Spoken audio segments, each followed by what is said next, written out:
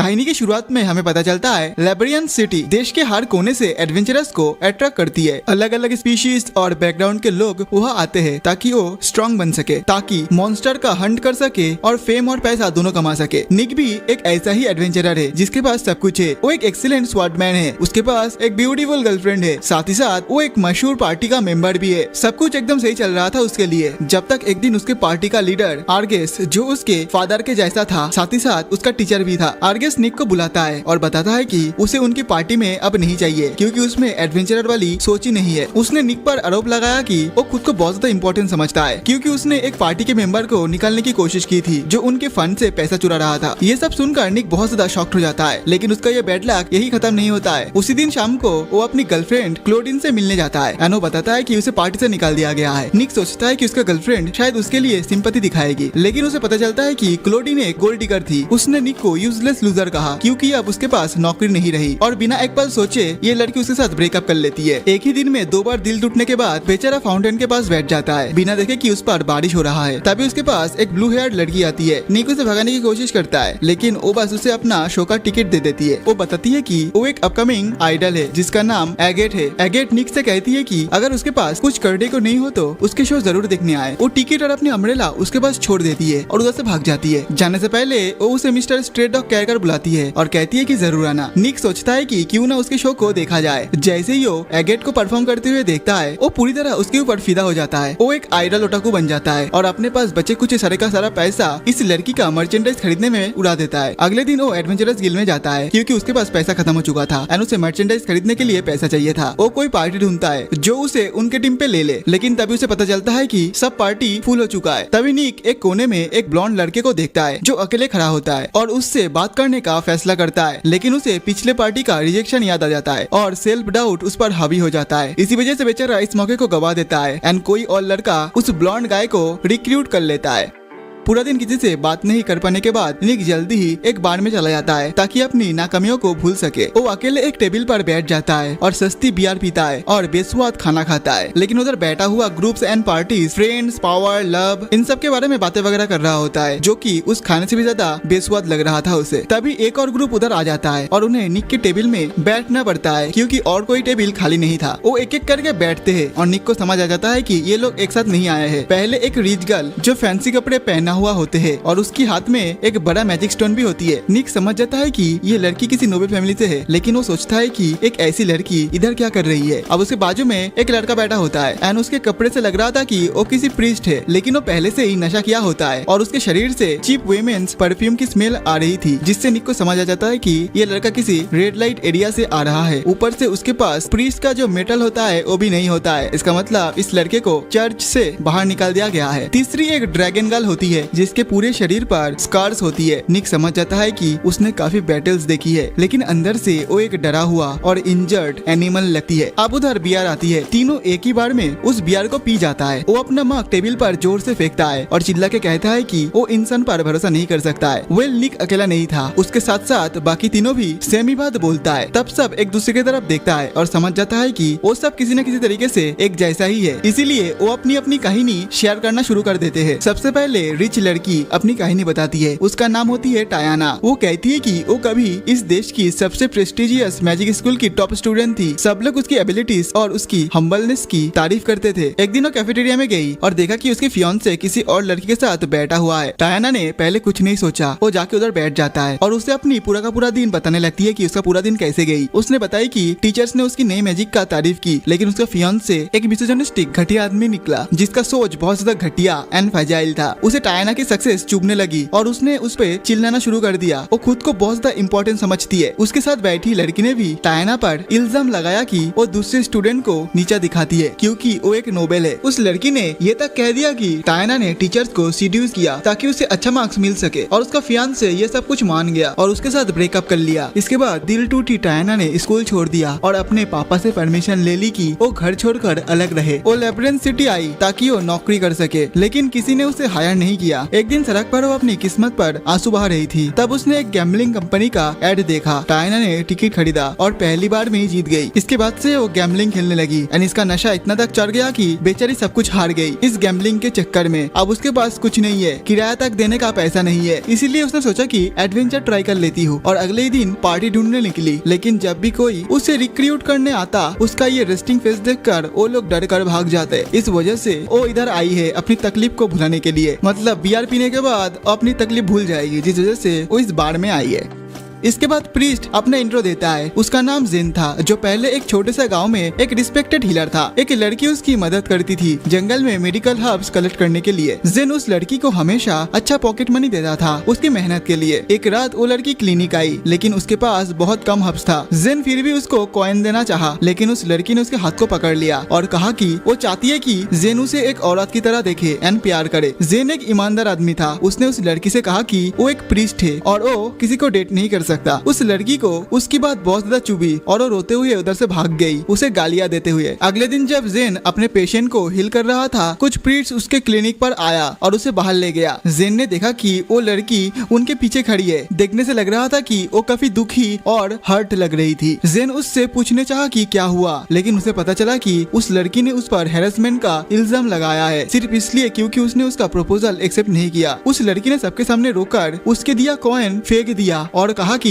जेन ने उसे ये सब कुछ दिया है उसे चुप रहने के लिए। जेन को अपना सच बताने का मौका तक नहीं मिला और उसे 3 महीने तक गंदी जेल में रखा गया। और जब उसे जेल से निकाला गया तो उस गांव के लोगों ने उसे उस गांव से निकाल दिया। जेन वहाँ से एक छोटे से शहर में आया जहाँ एक सुंदर सी लड़की उसे पहले से ही जानती थी। उसने जेन का मुस्कुराते हुए स्वागत किया। जेन ने देखा कि उसके कमर में काफी दर्द है। जेन ने उसे ऑफर किया कि वो उसकी इलाज कर देगा। उस रात जेन ने उसे हील किया और मॉर्निंग में उस लेडी का दर्द ठीक हो गया। उस लेडी ने जेन से कहा कि उसे लगता है कि वो एक अच्छा इंसान है। उसने ये भी कहा कि उसे लेब्रन सिटी में जाना चाहिए और एक एडवेंचर बनना चाहिए ताकि बिना किसी गिल्ट के वो अपनी जिंदगी जी सके। सिर्फ इतना ही नहीं, उसने जेन को एक बैग दिया एंड उसमें कुछ सामान भी दिया। जेन ने कहा कि वो ये सब नहीं ले सकता, लेकिन उस लेडी ने उसे लेने पर जोर दिया क्योंकि ये सब उसके एक दोस्त की थी जब वो पहले एडवेंचरर थी। उसके बाद जेन को मैच्योर औरतें पसंद आने लगी और उसने सोचा कि वो एडवेंचरर बन के उनके साथ मजा करेगा। फिर अब बारी आती है ड्रैगन गर्ल की। जब निक उसे कहता है कि अब तुम अपनी कहानी सुनाओ, तो वो लड़की घबरा जाती है। वो कहती है कि उससे कुछ बहुत कीमती चीज छीन ली गई है किसी ऐसे इंसान के द्वारा जो उसके बहुत करीब था। सब लोग शर्मिंदा हो जाते हैं क्योंकि उन्हें लगता है कि वो अपनी वर्जिनिटी की बात कर रही है, लेकिन असल में ड्रैगन गर्ल करेन इतनी ज्यादा ड्रंक होती है कि वो प्रॉपर्ली एक्सप्लेन नहीं कर पाती है। सब लोग और ज्यादा जी भर के पीते हैं। अगले दिन सुबह निक अपने आखिरी रात के पीने वाले दोस्तों के साथ एक अजीब जगह पर उठता है। टायना सबको बताती है कि ये उसके रूम है और सबको निकलने को कहती है। सब निकलने लगता है, लेकिन तभी निक उन्हें रोकता है। वो उनसे पूछता है कि क्या उनका अलग हो जाना सही फैसला होगा। वो कहता है कि अगर वो सब सच रहे तो इतना पैसा कमा सकता है कि आराम से जी सके। वो जोर देता है कि वो सब आउटकास्ट है जिनका कहीं कोई ठिकाना नहीं, इसलिए उन्हें अपनी पार्टी बना लेनी चाहिए। सब लोग तुरंत ही उस प्लान को मान जाते हैं और एडवेंचरस गिल्ड में रजिस्टर करवाने चले जाते हैं। ओल्ड रिसेप्शनिस्ट उन्हें देखती है और नोटिस करता है कि निक एक मशहूर पार्टी का प्राइमरी ऑफेंसिव प्लेयर था और करेन वही एकमात्र इंसान है जो सिलिप डेंजन से जिंदा वापस आई थी अकेली। वो उनसे पूछती है कि उनका नाम क्या होगा। निक जवाब देता है कि उनका नाम होगा द सर्वाइवर्स। उस रात सब बैठते हैं और निक उनसे कहता है कि क्योंकि उन सब के साथ पहले ही धोखा हो चुका है, इसलिए कुछ रूल्स करना होगा ताकि दोबारा ऐसा ना हो। पहला रूल ये था कि कोई किसी की पर्सनल जिंदगी में दखला नहीं देगा, सब अपना अपना काम खुद संभालेगा। दूसरा, पैसों पर सबकी नजर बराबर रहेगी, उसे सिर्फ एक ही इंसान पर नहीं छोड़ा जाएगा। तीसरा और सबसे इम्पोर्टेंट रूल था कि चाहे कुछ भी हो वो सब रोज सर्वाइव करेंगे। अगले दिन वो लोग जी लेवल का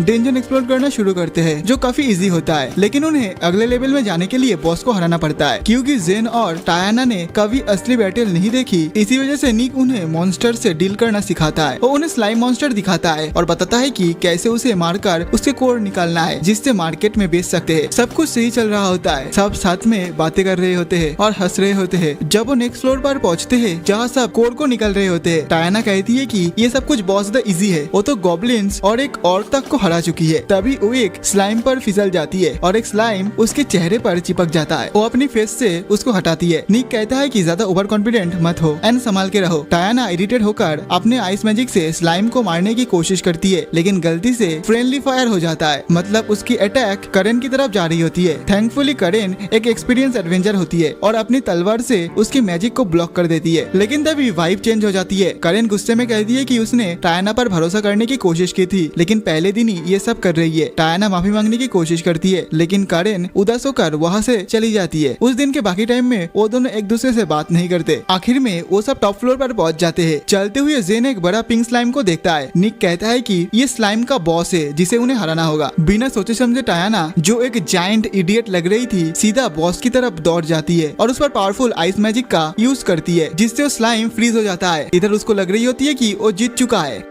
लेकिन तभी स्लाइम एक्सप्लोड हो जाता है एंड उसके टट्टी सबको डुबा देता है। सब डेंजन से बाहर आते हैं अपने ऑब्जेक्टिव को पूरा करके, लेकिन अब उन्हें अपने शरीर से वो चिपचिपा सब्सटेंस धोना पड़ता है। नहाते हुए निक टायाना से कहता है कि उसे शांत रहना चाहिए और जब उसे किसी चीज का ज्ञान ना हो तो दूसरों से एडवाइस लेनी चाहिए। और जेन से भी कहता है कि वो हमेशा पीछे रहे क्योंकि उसके पास जीरो ऑफेंसिव कैपेबिलिटीज है। तब निक रियलाइज करता है कि उनमें से कोई भी एक दूसरे पर भरोसा नहीं करता, इसलिए वो उनके साथ एक एक्सरसाइज स्टार्ट करता है। वो अपने कपड़े उतारकर सिर्फ एक पैंट में रह जाता है और सबके सामने बताता है कि वो एक स्वॉर्डमैन है जो हैंड टू हैंड कॉम्बैट और छोटे वेपन्स में अच्छा है, लेकिन वो मैजिक नहीं कर सकता, किसी को हील नहीं कर सकता और करेन की तरह हैवी वेपन्स भी यूज नहीं कर सकता। वो समझाते हैं कि लोग डर जाते हैं जब तक उन्हें पता नहीं होता कि सामने वाले क्या कर सकते हैं, लेकिन अब उन्हें उसकी एग्जैक्ट लिमिट पता है, इसलिए शायद वो उस पर थोड़ा भरोसा कर सकते हैं। धीरे धीरे जेन अपनी पावर और वीकनेस बताता है। वो कहता है कि वो लोगों को हील करने में अच्छा है, लेकिन उसके पास बिल्कुल भी ऑफेंसिव कैपेबिलिटीज नहीं है और उसे कोई भी आसानी से हरा सकता है। फिर टायाना की बारी आती है। अपनी गलती के लिए माफी दिखाने के लिए वो सीधा करेन के सामने जाती है और कहती है कि वो आइस और विंड मैजिक में अच्छी है, लेकिन लाइटनिंग और अर्थ मैजिक भी कर सकती है। उसकी सबसे बड़ी वीकनेस फायर मैजिक और क्लोज क्वार्टर कॉम्बैट है। फिर वो वापस अपनी जगह पर जाके बैठ जाती है, बट वो सोचती है कि शायद करेन ने उसे माफ नहीं किया।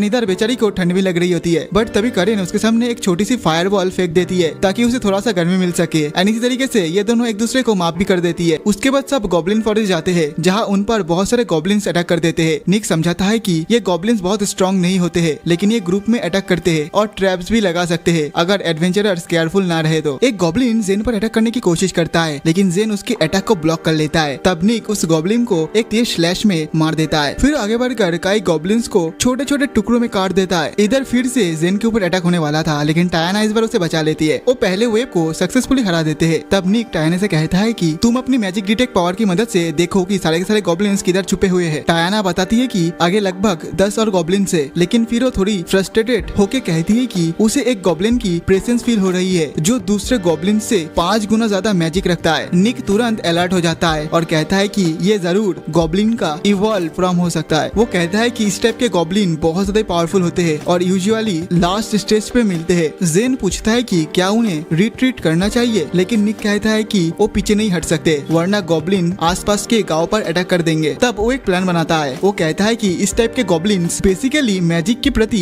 इम्यून होता है, इसीलिए उन पर हैवी फिजिकल अटैक से काम करेगा जो कि करेन कर सकती है। वो जेन से कहता है कि वो और करेन ऑफेंसिव पर जाएगा जबकि जेन उन्हें बफ करेगा और टायाना कवर फायर करेगी। सब प्लान मान लेता है और बैटल शुरू होती है। करेन और निक दोनों गॉब्लिन्स की तरफ दौड़ते हैं, जबकि टायाना अपने आइस शैड एबिलिटी की मदद से बहुत सारे गॉब्लिन्स को मार देती है और जेन उन्हें बफ करता रहता है। इवॉल्व वाले गॉब्लिन और कुछ गॉब्लिन्स को बुला लेता है, जबकि निक सामने वाले सब गॉब्लिन्स को तेजी से खत्म कर देता है। करेन टायाना पर भरोसा करती है और आगे बढ़ती रहती है, जबकि टायाना अपने आइस शैड का यूज करके उसके सामने आने वाले गॉब्लिन्स को मार देती है। करेन सीधा उस गॉब्लिन की तरफ जाकर अपनी तलवार से एक जबरदस्त स्लैश मार देती है और उसे तुरंत मार देती है। और इधर निक बाकी सब गॉब्लिन्स को खत्म कर देते हैं। सब एक दूसरे पर प्राउड फील करता है एंड एक दूसरे को बधाई देता है। तब निक समझाता है कि उन्हें गॉब्लिन्स के हॉर्न्स निकालने होंगे क्योंकि उन्हें मार्केट में बेचा जाता है। धीरे धीरे करेन उन सबके साथ कंफर्टेबल हो जाती है और अपनी बैक स्टोरी बताती है। वो कहती है कि ड्रैगन लोग हमेशा किसी हीरो के साथ काम करते हैं जिसके लिए वो अपनी जान तक दे सकते हैं। एक आदमी था कैलास, जिसे उसने कुछ समय पहले ही मिला था। वो हमेशा उसके साथ बहुत अच्छा बर्ताव करता था और करेन भी उसके लिए अपनी जान देने को तैयार थी। एक दिन कैलास ने उससे कहा कि उन्हें एक सी रैंक डेंजन में जाना है कुछ काम निपटाने के लिए और ऑब्वियसली करेन तुरंत हाँ कर दी। डेंजन में जाने से पहले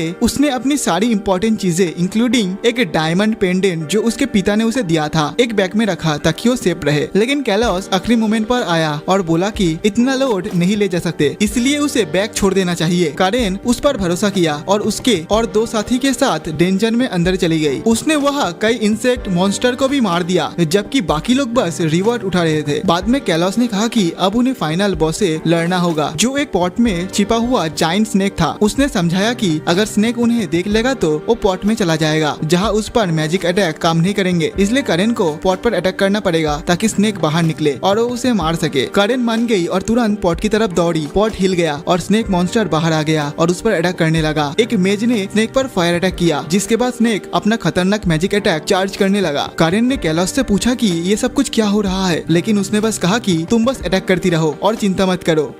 कारेन ने फिर से उस पर भरोसा किया और स्नेक को बिजी रखा और इंतजार करती रही कि कैलोस उसकी मदद करेगा। आखिर में स्नेक ने उसे पकड़ लिया और अपनी टॉक्सिक ब्रीथ का यूज किया, जिससे कारेन घायल होकर जमीन पर गिर गई। मुश्किल से वो होश में थी, तब उसने देखा कि कैलोस उस एक्सिक्यूटेड स्नेक के पास गया। उसने अपनी तलवार से उस स्नेक को मार दिया और कारेन से कहा कि स्नेक पॉइजन अटैक के बाद बहुत ज्यादा थक जाता है और उन्हें सिर्फ इतना ही चाहिए था कि वो उस अटैक को यूज करने पर मजबूर करे। वो सब डेंजन से निकल गया और उसे मरने के लिए छोड़ दिया। कारेन किसी तरह डेंजन से निकलकर बार तक लौट आई, लेकिन उसके मेन गेट के सामने वो गिर गई। सब लोग बाहर दौड़ के उसके पास आता है और इकट्ठा हो जाता है। वो लोग चौंक जाता है एंड कहता है कि तुम इधर क्या कर रहे हो, क्योंकि कैलोस ने सबको बता दिया कि तुम तो मर चुके हो डेंजन में। कारेन पूछती है कि कैलोस कहाँ है, लेकिन टैवरेन के ओनर बताता है कि वो लोग तो शहर छोड़कर कब का जा चुका है। कारेन तुरंत अपने कमरे में भाग जाती है एंड उसका जो सबसे बड़ा डर था वो सच हो गया, क्योंकि उसका बैग गायब हो चुका है जिसमें डायमंड पेंडेंट था। वो पूरी तरह से टूटकर बाहर निकली कैलोस का कोई निशान ढूंढने के लिए, लेकिन उसे कुछ नहीं मिला। एक दिन उसने एक बहुत मशहूर सोलो एडवेंचरर को देखा जिसका नाम था फिफ्थ। कारेन उसके पीछे जाने लगी। वो हर उस रेस्टोरेंट गई जहाँ वो जाता एंड टेस्टी फूड खाने लगा, बट कुछ समय बाद उसका सारा का सारा पैसा खत्म हो गया। तब उसने डिसाइड किया कि उसकी जिंदगी का प्राइमरी गोल पैसा कमाना होगा और उससे डिलीशियस फूड खाना होगा। एंड तभी उसका मुलाकात इन लोगों से हुआ। अगले दिन निक मार्केट में कारेन के साथ थोड़ा सा टाइम बिताता है। वो उसके साथ स्नैक्स खाता है और जिंदगी के बारे में नॉर्मल बातें वगैरह करता है, जिससे उनका भरोसा और ज्यादा मजबूत हो जाता है। उसी शाम जब वो टार्वेन वापस जाते हैं तो देखता है कि और भी लोग उन्हें पहचानने लगे हैं। असिस्टेंट रिसेप्शनिस्ट उन्हें ऊपर बुलाती है, जहाँ ओल्ड रिसेप्शनिस्ट उनका इंतजार कर रही होती है एक स्पेशल जॉब के लिए जो सिर्फ वही कर सकते थे। वो समझाती है कि एक स्पेशल फैसिलिटी है जो एक एंशिएंट सिविलाइजेशन ने बनाई थी, जिन्होंने एक तलवार बनाई थी एक ऐसी टेक्नोलॉजी से जो आज के टाइम में गायब हो चुकी है। उनका काम था उस तलवार को वापस लाना, जिसके लिए उन्हें बहुत अच्छे पैसा मिलने वाले थे। निक सारी डिटेल्स नोट कर लेता है और अगले ही दिन सब उस फैसिलिटी में एंटर करते हैं। वो मॉन्स्टर्स को मारते हैं और आगे बढ़ते हैं। वो फैसिलिटी अपने टाइम के हिसाब से बहुत टेक्नोलॉजिकली एडवांस लगती है, क्योंकि वहाँ कैमरास, ऑटोमेटिक लाइट्स, ये सब कुछ था। वो एक एरिया में पहुँचते हैं जहाँ एक ग्रीन लैंप जल रहा होता है। निक जैसे ही उसे चेक करने जाता है, वॉल साइड से खुल जाती है और एक बड़ी सी डार्क रूम दिखाई देती है। सब उस रूम पे एंटर करते हैं और तभी लाइट्स ऑन हो जाती है और एक आवाज सुनाई देती है जो उन्हें उनके अब तक के सफर के लिए बधाई देती है। वो रियलाइज करते हैं कि ये आवाज एक टूटी हुई तलवार से आ रही होती है जो रूम के बीच में रखी होती है। जल्दी वो समझ जाते हैं कि यही वो लेजेंडरी तलवार है जिससे उन्हें वापस लाना था। वो थोड़ा सोचते हैं, लेकिन फिर तलवार उठाने का फैसला करते हैं। तलवार रेसिस्ट करते हुए उनसे कहती है कि उसे बेचना मत, क्योंकि वो बहुत टाइम से इधर लॉक्ड है और कुछ एक्शन देखना चाहती है। तभी अचानक से एक बड़ा एक्सप्लोजन होता है। तलवार उनसे कहती है कि तैयार हो जाओ, क्योंकि उसके गार्डियन जो कि था एक गोलेम, वो जग चुका है। धूल के बीच से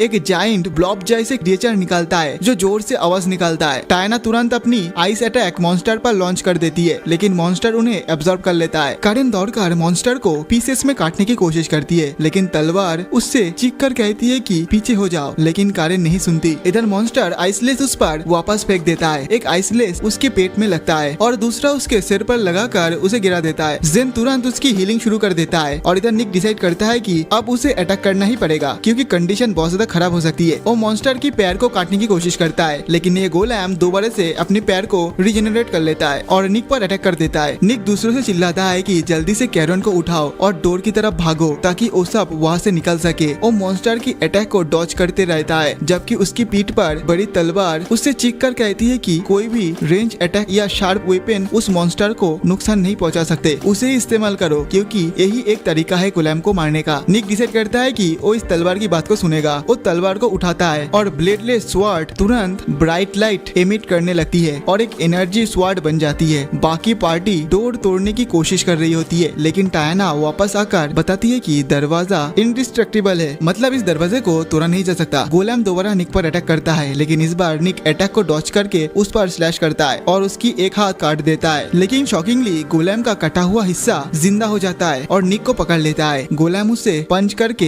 एक होल में गिरा देता है। टायना तुरंत एक फ्रीजिंग स्पेल गोलेम पर यूज करती है और करेन से चिक कर कहती है कि जल्दी से निक को ढूंढो। थैंकफुली इसकी स्पेल काम कर जाता है और वो गोलेम वही फ्रीज हो जाता है और तब करेन उसके पास से होकर होल में जाती है। लेकिन सरप्राइजिंगली गोलेम आइस को तोड़ देता है और उनकी तरफ चलने लगता है। जिन तुरंत टायना को बफ करता है, जबकि टायना फिर से फ्रीजिंग स्पेल का यूज करती है ताकि निक और करेन को भागने का टाइम मिल सके। करेन होल में एंटर करती है, लेकिन वो देखती है कि निक रबेल के नीचे दबा हुआ है। वो तुरंत पत्थर हटाने लगती है। निक उसे कहता है कि उसे छोड़कर भाग जाओ, लेकिन करेन गुस्से में कहती है कि मुंह बंद रखो, या तो सब इधर से मिलकर वापस जाएंगे या फिर कोई भी नहीं। ये कहते हुए वो आखिरी पत्थर हटाकर निक को उठाने में मदद करती है, जिससे निक का उस पर भरोसा और ज्यादा गहरा हो जाता है।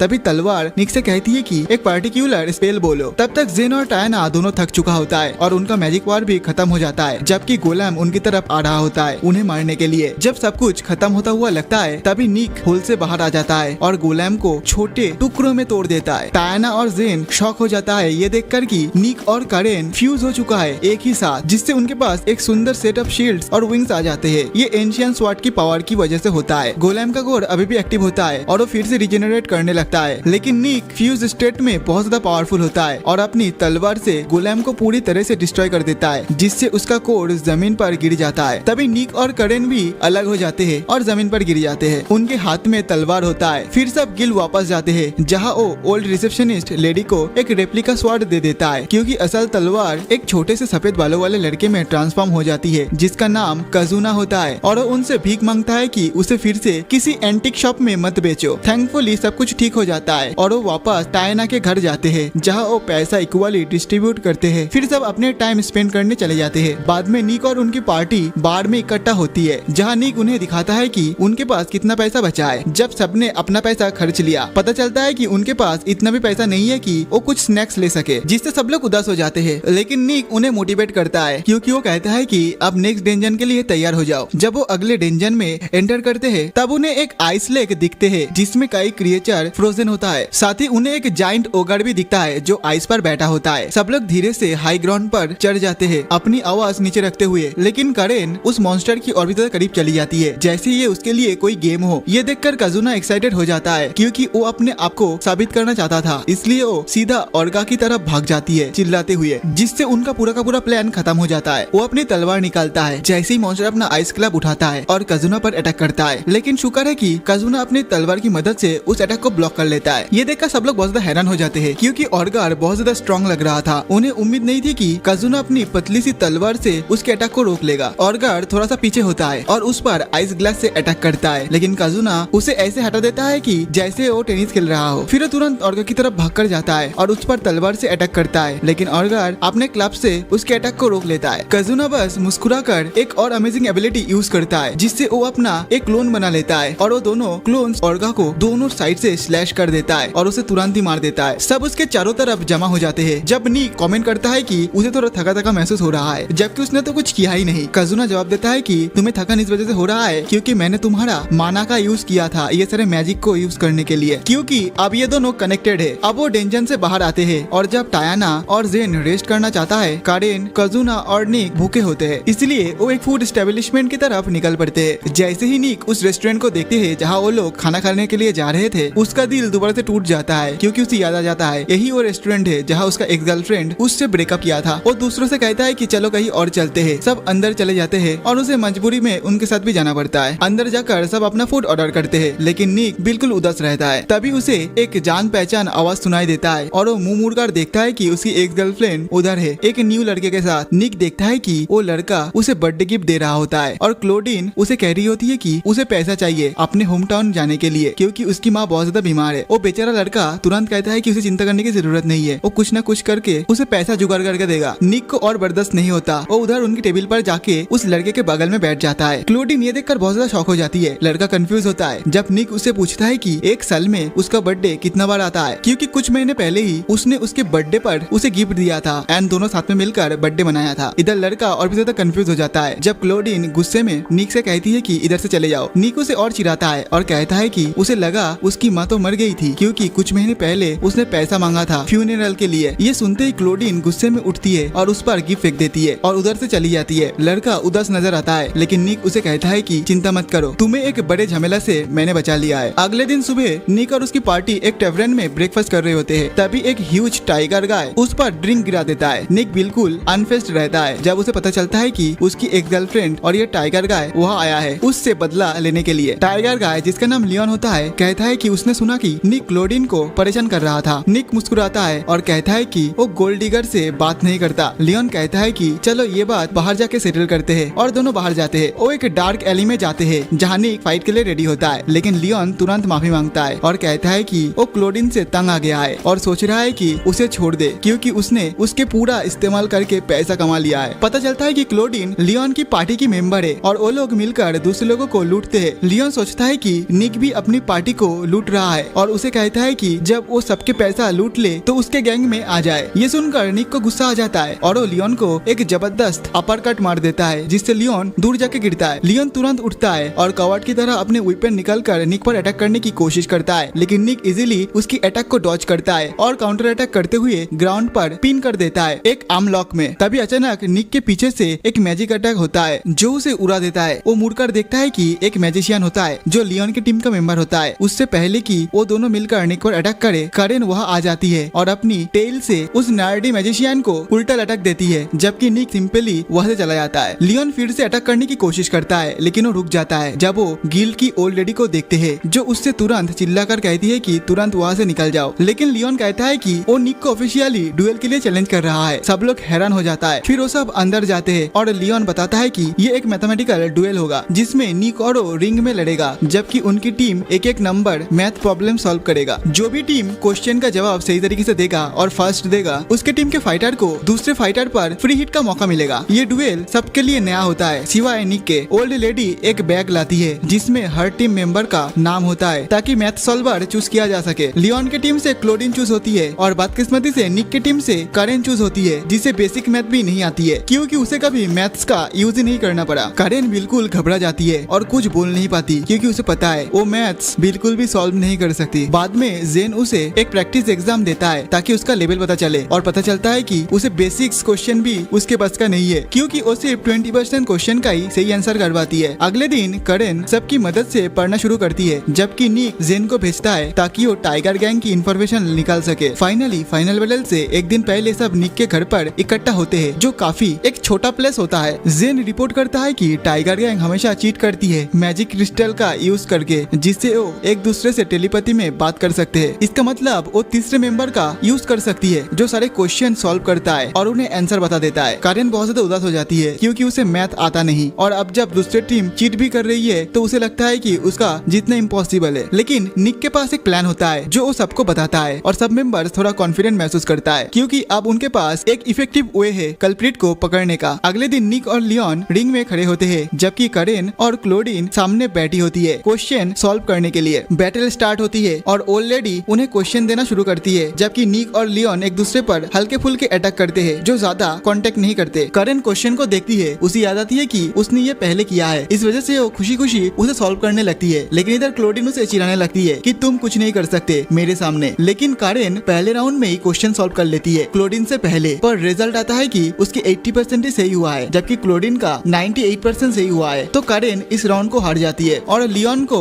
निक को फ्री हिट करने का मौका मिलता है। लियोन सीधा निक के पेट पर पंच कर देता है जिससे उसकी सांस रुक जाती है। करेन बहुत ज्यादा परेशान हो जाती है क्योंकि उसे लगता है कि निक उसकी वजह से मार खा रही है। नेक्स्ट राउंड शुरू होता है और निक लियोन को थकाने की कोशिश करता है, लेकिन लियोन स्मार्ट होता है और बार बार पीछे हटता है और उसके अटैक को डॉज करता रहता है। राउंड फिर एंड होता है। करेन फिर से क्लोडीन से हार जाती है, जिससे निक को एक और बड़ा पंच लगता है उसके चेहरे पर। करेन डर के मारे कांपने लगती है और निक से माफी मांगती है, जबकि निक खून बहाते हुए उससे कहता है कि वो उस पर विश्वास करता है, उसे पूरा यकीन है कि वो अगले राउंड जीतेगी। ये सुन के करेन को हिम्मत मिलती है और वो दोबारा मैच सॉल्व करने लगती है। इधर टायाना जल्दी से पूरे क्राउड को स्कैन करने लगती है ताकि उसे पता चले कि कौन इस मूर्ख लड़की को मतलब क्लोडीन को मदद कर रही है चीटिंग करने में। लेकिन उसे समझ आता है कि अभी तक कोई भी मैजिक क्रिस्टल का यूज नहीं किया है। ये देखकर उसे लगती है कि शायद दूसरी टीम को ये लगता है कि वो बिना किसी चीटिंग किए करेन को हरा सकती है, इसीलिए ये लोग चीटिंग नहीं कर रहा है। अगर ऐसा सब कुछ चलता रहा तो निक का प्लान फेल हो जाएगा, इसीलिए वो लोग प्लान का पार्ट 2 शुरू कर देते हैं। इधर निक टाइम को जाया करने की कोशिश करता है, जबकि टायाना सबको ध्यान अपनी तरफ खींचती है और कहती है कि मैच बहुत ज्यादा लंबा चल रही है, जिस वजह से सब कुछ बोरिंग लग रहा है, तो इसीलिए सारे क्वेश्चन एक ही राउंड में सॉल्व करना चाहिए ताकि मैच तुरंत ही खत्म हो जाए और हारने वाला सारे पेनल्टी पंचेस एक साथ ले ले। उसकी ये बात सुन के सभी लोग बहुत ज्यादा हैरान हो जाते हैं, लेकिन सभी लोग बोर भी हो रहा था, जिस वजह से सभी लोग खुश हो जाती है एंड एग्री कर लेती है उसकी बात से। सारे क्वेश्चंस दोनों प्लेयर्स को एक ही साथ दे दिया जाते हैं। करेन को क्वेश्चन सॉल्व करना नहीं आता, लेकिन वो खुद उन क्वेश्चन को जानती थी, तो वो जल्दी से शीट को फिल करने लगती है। ये देखकर क्लोडीन डर जाती है, हालांकि उसे पता है कि वो खुद सारे क्वेश्चन सॉल्व कर सकती है, लेकिन वो अपनी स्पीड पे डाउट करती है और चीटिंग करने के बारे में सोचती है। वो अपना मैजिक क्रिस्टल यूज करके क्लॉक टावर में बैठा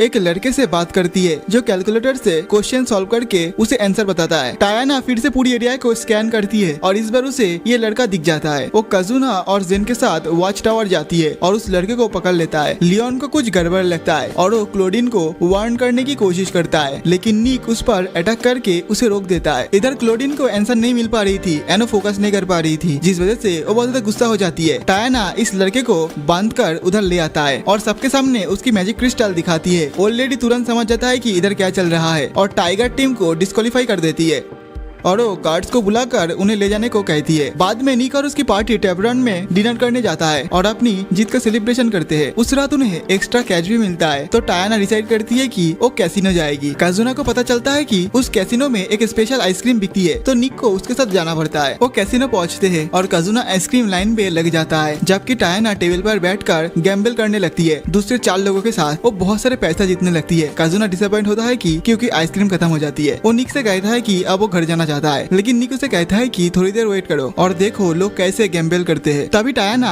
एक लड़के का सारा पैसा जीत लेता है, जो एक अमीर ब्लू हेयर लड़की के लिए पैसा उड़ा रहा था। अचानक से एक बड़ा हंगामा मच जाता है उधर, जब एक जाइंट टाइगर मॉन्स्टर कैसीनो में आ जाता है और तोड़फोड़ करने लगता है। वो सब गार्ड्स को हटा देता है और टायाना को कॉर्नर ले आता है और पूछता है कि निक कहाँ है। टायाना को समझ आता है कि ये मॉन्स्टर लियोन है, जिससे उनका एक दिन पहले फाइट हुआ था। पता चलता है कि जेल में पकड़े जाने के बाद लियोन निक के लिए इतना नफरत से भर गया था कि उसने एक स्पेशल स्वॉर्ड का यूज किया जो कजुना जैसा ही था और उसने उसकी मदद से प्रिजन तोड़कर भाग लिया। स्वॉर्ड की पावर से वो मॉन्स्टर बन गया और निक की स्मेल को फॉलो करते हुए कैसीनो पहुंच गया। वो टायाना से कहता है कि निक का लोकेशन बताए, लेकिन वो कहती है कि उसे नहीं पता। जब वो उसे धमकी देता है तब भी टायाना बस सिगरेट पीती है बड़े स्वैग से, जिससे टाइगर मॉन्स्टर बहुत ज्यादा कंफ्यूज हो जाता है। अचानक से वो अपना लाइटर जो मैजिक से इन्फ्यूज था उसे यूज करती है और मॉन्स्टर पर ब्लास्ट कर देती है। फिर वो एक ब्लू हेयर वाली लड़की के साथ उधर से भाग जाती है जो उसके साथ ही फंस गई थी, लेकिन टाइगर मैन जल्दी ही हील कर लेता है और उनके ऊपर एक बेंच फेंकता है एंड उसके रास्ते को ब्लॉक कर देती है एंड उन दोनों को हवा में उछाल देती है। वो उनकी तरफ बढ़ने लगता है। तब टायाना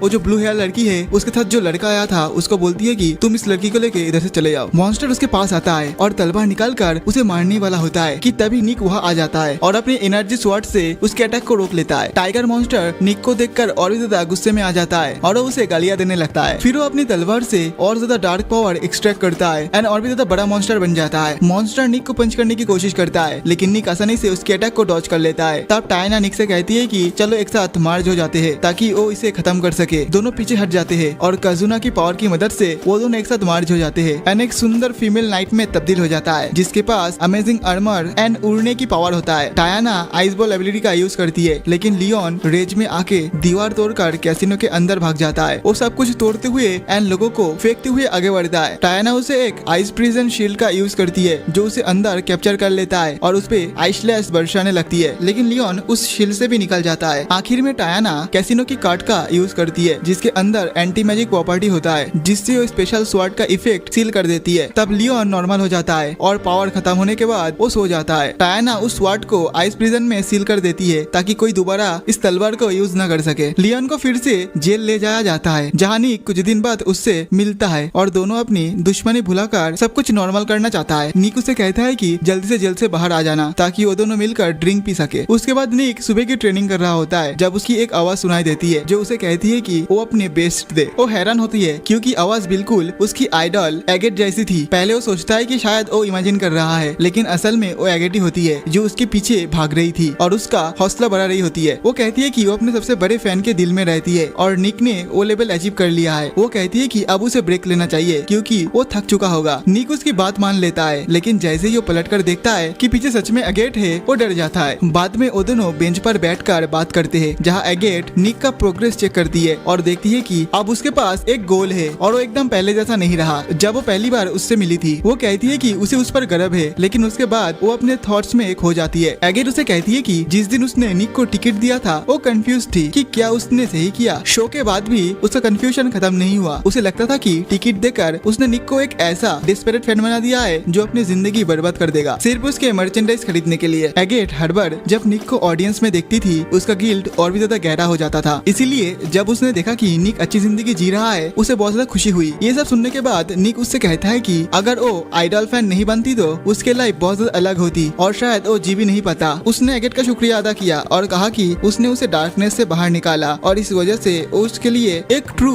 आइडल है। एगेट कहती है कि उसका आंसर सुनकर उसे बहुत ज्यादा अच्छा लगा, लेकिन फिर भी वो कुछ चीजों को लेकर अजीब फील कर रही है। निक समझ जाता है कि उसकी फेवरेट आइडल को कुछ परेशानी है क्योंकि उसने अचानक से अपने सारे शोज और पब्लिक अपीयरेंस कैंसिल कर दिए थे। इसके पीछे एक गहरी कहानी थी। एगेट का असली नाम बिली था और एक टाइम पर वो अपने बॉयफ्रेंड के रेस्टोरेंट पर गाती थी जहाँ कोई नहीं आता था। इस वजह से किसी ने उसका गाना सुना तक नहीं और उसे समझ नहीं आ रहा था कि वो अपनी जिंदगी में क्या कर रही है। एक रात एक अमीर गंजे वाले आदमी उसके गाने का तारीफ करता है और उसे बिना मांगे एडवाइस देने लगता है। वो आदमी कहता है कि वो एक प्रोड्यूसर है और पूछता है कि क्या वो आइडल बनना चाहेगी। एगेट इतना ज्यादा हैरान हो गई थी ये बात सुन के कि वो कुछ कह ही नहीं पाई। तभी उसका बॉयफ्रेंड डॉनी वहाँ आ गया और उसने उस गंजे आदमी का सामना किया। पहले वो थोड़ा सा अजीब एक्ट कर रहा था, लेकिन जैसे उसे पता चलता है कि आइडल बहुत ज्यादा पैसा कमाता है उसने तुरंत साइड चेंज कर ली और एगेट को उस आदमी को बेच दिया। इधर एगेट इस विषय को लेकर श्योर नहीं थी, लेकिन डॉनी खुद को उसका मैनेजर डिक्लेयर कर दिया। फिर वो गंजा आदमी उन दोनों को एक आइडल कॉन्सर्ट का टिकट देता है ताकि वो इस दुनिया के बारे में और जान सके। जब एगेट कॉन्सर्ट गई तो वो इतनी शर्मिला थी कि दूसरी लड़कियों से आंखें तक नहीं मिला पा रही थी, लेकिन जैसे आइडल्स स्टेज पर आई और परफॉर्म करना शुरू किया एगेट उनमें खो गई एंड उसकी दिल लालच से भर गई और उसने सोचा कि वो भी उन आइडल्स की तरह बनेगा। वो चाहती थी कि लोग उसका गाना सुने और उन्हें एंजॉय करे, इसीलिए उसने आइडल बनने का फैसला किया। बाकी लड़कियां भी वैसे ही थी और सबने अपने स्टेज नेम्स रखे। जब वो एक आइडल ग्रुप बनने की ट्रेनिंग लेने लगी, जब एगेट को अपने नया काम में सक्सेस और खुशी मिल रही थी, उसका डॉनी के साथ रिश्ता बिगड़ने लगा। डॉनी उससे पैसा मांगने लगा क्योंकि उसका रेस्टोरेंट अच्छा नहीं चल रहा था और वो उसे मना भी नहीं कर पाई। जल्द ही उसने देखा कि डॉनी उसके दिए हुए पैसा जुआ में उड़ा रहा है, जो उसके लिए बहुत ज्यादा दुख का कारण था। उसके बदलते बिहेवियर ने एगेट को उनके सफर की शुरुआत के बारे में सोचने पर मजबूर कर दिया। डॉनी बस एक रेस्टोरेंट खोलना चाहता था जहाँ सब शांति से खा सके और एगेट स्टेज पर गाना गा के सबका मनोरंजन करे। उस दिन उसने रेस्टोरेंट को घूर कर देखा और सोचा कि टाइम कैसे बदल गया है। उसी दिन उसने निक को देखा। उसने देखा कि निक की गर्लफ्रेंड उससे ब्रेकअप कर रही थी और ये चीज देख के उसको निक पर दया आई। बाद में जब बारिश होने लगी और निक घर लौट रहा था तब एगेट उसका पीछे चली गई। वो उसके पास फाउंटेन पर आई और उससे कैजुअली कॉन्वर्सेशन शुरू की जिससे निक की जिंदगी बदल गई। जल्दी ही डॉनी ने एगेट से कहा कि वो उसके साथ कैसीनो चले ताकि वो उसे दिखा सके कि वो कितना जीत सकता है। पता नहीं क्यों, लेकिन ये बातें एगेट को ब्रेकअप जैसा महसूस हुई। फिर भी वो उसके साथ चली गई। वही उसने पहली बार टायना को देखा जो कैसीनो में सब कुछ जीत रही थी। एगेट ने देखा कि टायना हमेशा उसी की तरफ देख रही थी। उसे लगा कि टायना किसी और को नहीं बल्कि खुद को ही बर्बाद करने आई है। जब टायना ने उसके सारे पैसे जीत लिया तो उसने बस एक हल्की सी स्माइल दिया और धुएं में गायब हो गई। उसके बाद एगेट ने निक और टायना को फ्यूज वर्जन में देखा, लेकिन वो सिर्फ टायना को ही पहचान पाई। उसने देखा कि कैसे टायना ने अपनी मैजिक स्वॉर्ड से उस बड़े टाइगर मॉन्स्टर को हरा दिया और वो उससे इम्प्रेस हो गई। एगेट टायना से इतना ज्यादा इंस्पायर हो चुकी है कि उसने टायना को अपना इंस्पिरेशन बना लिया। अगले सुबह टकले प्रोड्यूसर ने डॉनी के सारे कर्जा चुका दिया और उससे कहा कि वो बस कुकिंग पर ध्यान दे और किसी और चीज की चिंता ना करे। लेकिन उसने ये भी कहा कि उसका एगेट के साथ रिश्ता यही खत्म हो गया है और ये कोई सलाह नहीं बल्कि ऑर्डर था। डॉनी ने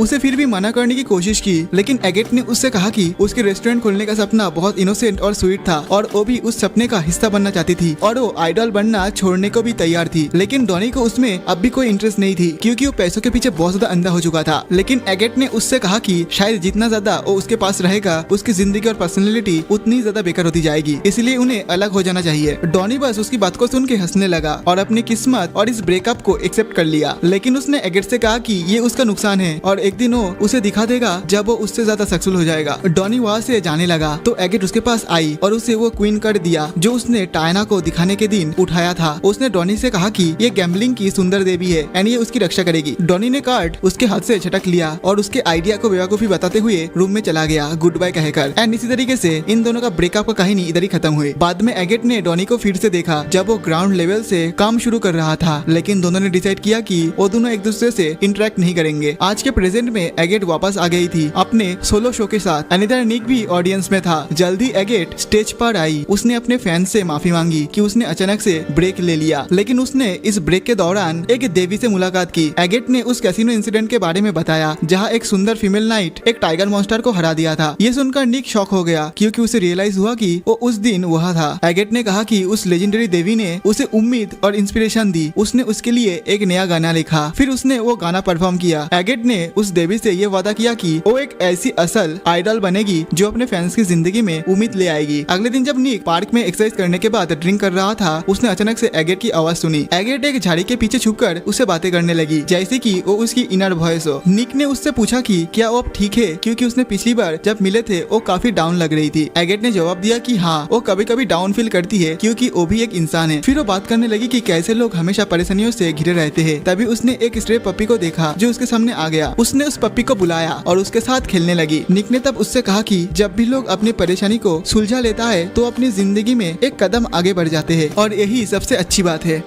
कुछ दिन बाद कजुना एक मैजिशियन आर्टिकल के बारे में एक्साइटेड होकर सबको बताता है। वो स्टेपिंग मैन नाम के एक आदमी के बारे में बताता है जो एलिजेंटली एक किडनैपर है जिसके पास घोस्ट जैसे पावर है एंड उसे कोई नहीं रोक सकता। करेन कहती है कि उन्हें ऐसी एविल किडनैपर को हरा देना चाहिए, लेकिन निक उसे मना करता है और कहता है कि स्टेपिंग मैन बस एक इमेजिनरी कैरेक्टर है। कजुना को ये सुनकर गुस्सा आ जाता है एंड निक को उसका एविडेंस दिखाने लगता है, बट निक उसे इग्नोर करता है और कहता है कि सब कुछ विश्वास मत करो जो तुम मैगजीन में देखते हो। तभी एक ग्रीन हेयर लड़की जो पास से गुजर रही थी वो ये सुन लेती है और अपना कार्ड विंडो पर चिपका देती है। वो अपना इंट्रो देती है। उसका नाम होता है ओलिविया जो उस मैगजीन की चीफ राइटर है जिससे कजुना पढ़ रहा था। कजुना उससे कहता है कि वो उसका बड़ा फैन है। ओलिविया सबको बताती है कि वो सिर्फ राइटर ही नहीं बल्कि एक एडवेंचरर भी है। फिर वो कुछ जिम्नास्टिक मूव्स दिखाती है ताकि वो सबको दिखा सके कि वो कितना ज्यादा कूल है, लेकिन अनफॉर्चुनेटली वो गिर जाती है एंड कारेन से टक्कर खा जाती है। बाद में उस रात जब जेन अपनी यूजुअल प्लेजर डिस्ट्रिक्ट विजिट करने वापस आ रहा होता है, वो एक लड़की को देखता है। वो उसके आगे एक अंधेरे रास्ते में चल रही थी। अचानक से वो लड़की दीवार के अंदर खींच ली गई और वो गायब हो गई। ये देखकर जेन के पैरों तले जमीन निकल गया एंड उसका आधा हैंगओवर उतर गया। दूसरी तरफ निक ने कजुना को एक लाइव आइडल कॉन्सर्ट देखने के लिए ले गया था। वापस आते टाइम वो दोनों एगेट के बारे में बात कर रहे थे कि वो कितना ज्यादा कूल है। तभी कजुना को महसूस होता है कि जेन खतरे में है। वो दोनों तुरंत उसके लोकेशन पर पहुंचते हैं और देखता है कि एक इनविजिबल फैंटम उस पर हमला कर रहा है। निक फ्रीक आउट हो जाता है क्योंकि उसे रियलाइज होता है कि ये स्टेपिंग मैन वाला कहानी सच है, लेकिन कजुना ने उसकी इनविजिबिलिटी के ट्रिक को समझ लिया था। उसने स्टेपिंग मैन पर तलवार फेंकी लेकिन वो बस टकरा कर गिर गई। स्टेपिंग मैन हैरान रह गया कि वो उसे देख कैसे पा रहा है। कजुना ने अपने शैडो क्लोन्स बनाया उस पर अटैक करने के लिए, लेकिन स्टेपिंग मैन जंप करके स्टील चेन से अटैक किया एंड क्लोन्स को तोड़ दिया एंड उधर से भाग गया। कजुना उस पर गुस्सा करता है और फिर जेन के पास जाता है जो उस लड़की को पकड़ा हुआ था जिसे स्टेपिंग मैन किडनैप करने वाला था। वो उस लड़की को जेन के फेवरेट एस्टेब्लिशमेंट में ले जाता है जहाँ की बॉस लेडी उसका ध्यान रखती है। उस लड़की का नाम राना है। वो उससे पूछता है कि क्या उसे उस इंसिडेंट के बारे में कुछ पता है। राना कहती है कि स्टेपिंग मैन का उससे पर्सनल बदला है, लेकिन उसे लगता है कि कोई उसकी बात को नहीं मानेगा क्योंकि एक छोटी बच्ची है। लेकिन निक उसे यकीन दिलाता है कि वो लोग उसकी बात को यकीन करेगा। राना बताती है कि उसकी माँ हर रात को घर से निकलती थी स्टेपिंग मैन से लड़ने के लिए, लेकिन अब वो हार चुकी है एंड हॉस्पिटल में एडमिट है। उसकी माँ जानती थी कि स्टेपिंग मैन बच्चे को ले जा रहा है, लेकिन कोई उस पर यकीन नहीं कर रहा था। जेन कहता है कि वो राना की कहानी पर यकीन करता है क्योंकि उन्होंने उस किडनैपर को अपनी आंखों से देखा। वो राना की माँ की तारीफ करता है जो अकेले स्टेपिंग मैन से लड़ने गई थी। उसके शब्द सुन के राना इमोशनल हो जाती है और अचानक उठकर जेन से कहती है कि उसे अपना डिसाइपल बना ले। वो कहती है कि जब उसने देखा कि जेन उसे बचाने के लिए लड़ाई किया उसके साथ, ये चीज देख के ये लड़की उसके ऊपर इम्प्रेस हो गई है। वो उसके पास बढ़ती है लेकिन निक उसे रोक लेता है। निक उसके पास बताने वाला था कि कैसे जेन को एक लड़की ने धोखा दिया था सिर्फ उसके कारी बनने के लिए। जेन राना से कहता है कि वो उसकी डिसाइपल बनने के लिए अभी 15 साल छोटी है। राना पूछती है कि फिर उसे कैसा ट्रेन करना चाहिए। जेन कहता है कि पहले पहले घर जाओ और कल सुबह वापस आना और कभी कोई डेंजरस काम मत करना। वो खुशी से हाँ बोलती है, लेकिन वो फिर से जेन की तरफ भागने लगती है। लेकिन इस बार निक और बॉस लेडी उसे रोक लेता है। इधर बेचारा काजुना को बहुत बड़ा झटका लगता है, मतलब बहुत ज्यादा डिसअपॉइंटमेंट फेस करता है, क्योंकि वो जो स्टेपिंग मैन के बारे में सोच रहा था एंड एक्साइटेड था, वो बस एक चिंदी किडनैपर है। काजुना डिसाइड करता है कि वो इस सस्ता सा किडनैपर का पर्दा फंस करके रहेगा एंड पता करेगा कि ये असल में है कौन। उसके बाद वो इस चिंदी से किडनैपर को डिस्ट्रॉय कर देगा, क्योंकि उसने उसकी उम्मीदों पर पानी फेर दी है। काजुना की इच्छा पूरा करते हुए पूरी टीम एक wild west style boundary hunter guild में जाती है और रिसेप्शनिस्ट के पास जाते हैं और स्टेपिंग मैन के बारे में पूछते हैं, लेकिन वो अपने नेल्स पेंट कर रहे थे एंड बिजी होती है और उन्हें इग्नोर करती है। उसने सिर्फ निक को पहले देखा था और वो कहती है कि वो हाई रैंकिंग बाउंड्रीज की इन्फॉर्मेशन ऐसी ही नहीं देती है जब तक कोई एडवेंचरर कुछ अचीव न किया हो। लेकिन टायना और बाकी लोग उसकी बात को ऐसे ट्विस्ट कर देते हैं कि लगता है कि स्टेपिंग मैन के सर पर बहुत बड़ा बाउंड्री है और रिसेप्शनिस्ट मजबूरन में उन्हें इन्फॉर्मेशन देती है। वो उन्हें एक आदमी का वांटेड पोस्टर देती है जिसका नाम है हेल हार्डी और उस पर मिड लेवल बाउंड्री है। उसके हिसाब से टीम सर्वाइवर्स के लिए ये कोई मुश्किल काम नहीं होना चाहिए। उसकी बातें सुन के सबका ध्यान उन पर आ जाते हैं। सब टीम सर्वाइवर्स के नाम जानते हैं, लेकिन कुछ लोग उनसे जलते भी है, खास करके एक डार्क स्किन पोनीटेल वाला आदमी जिसका आंख पर एक पैच है।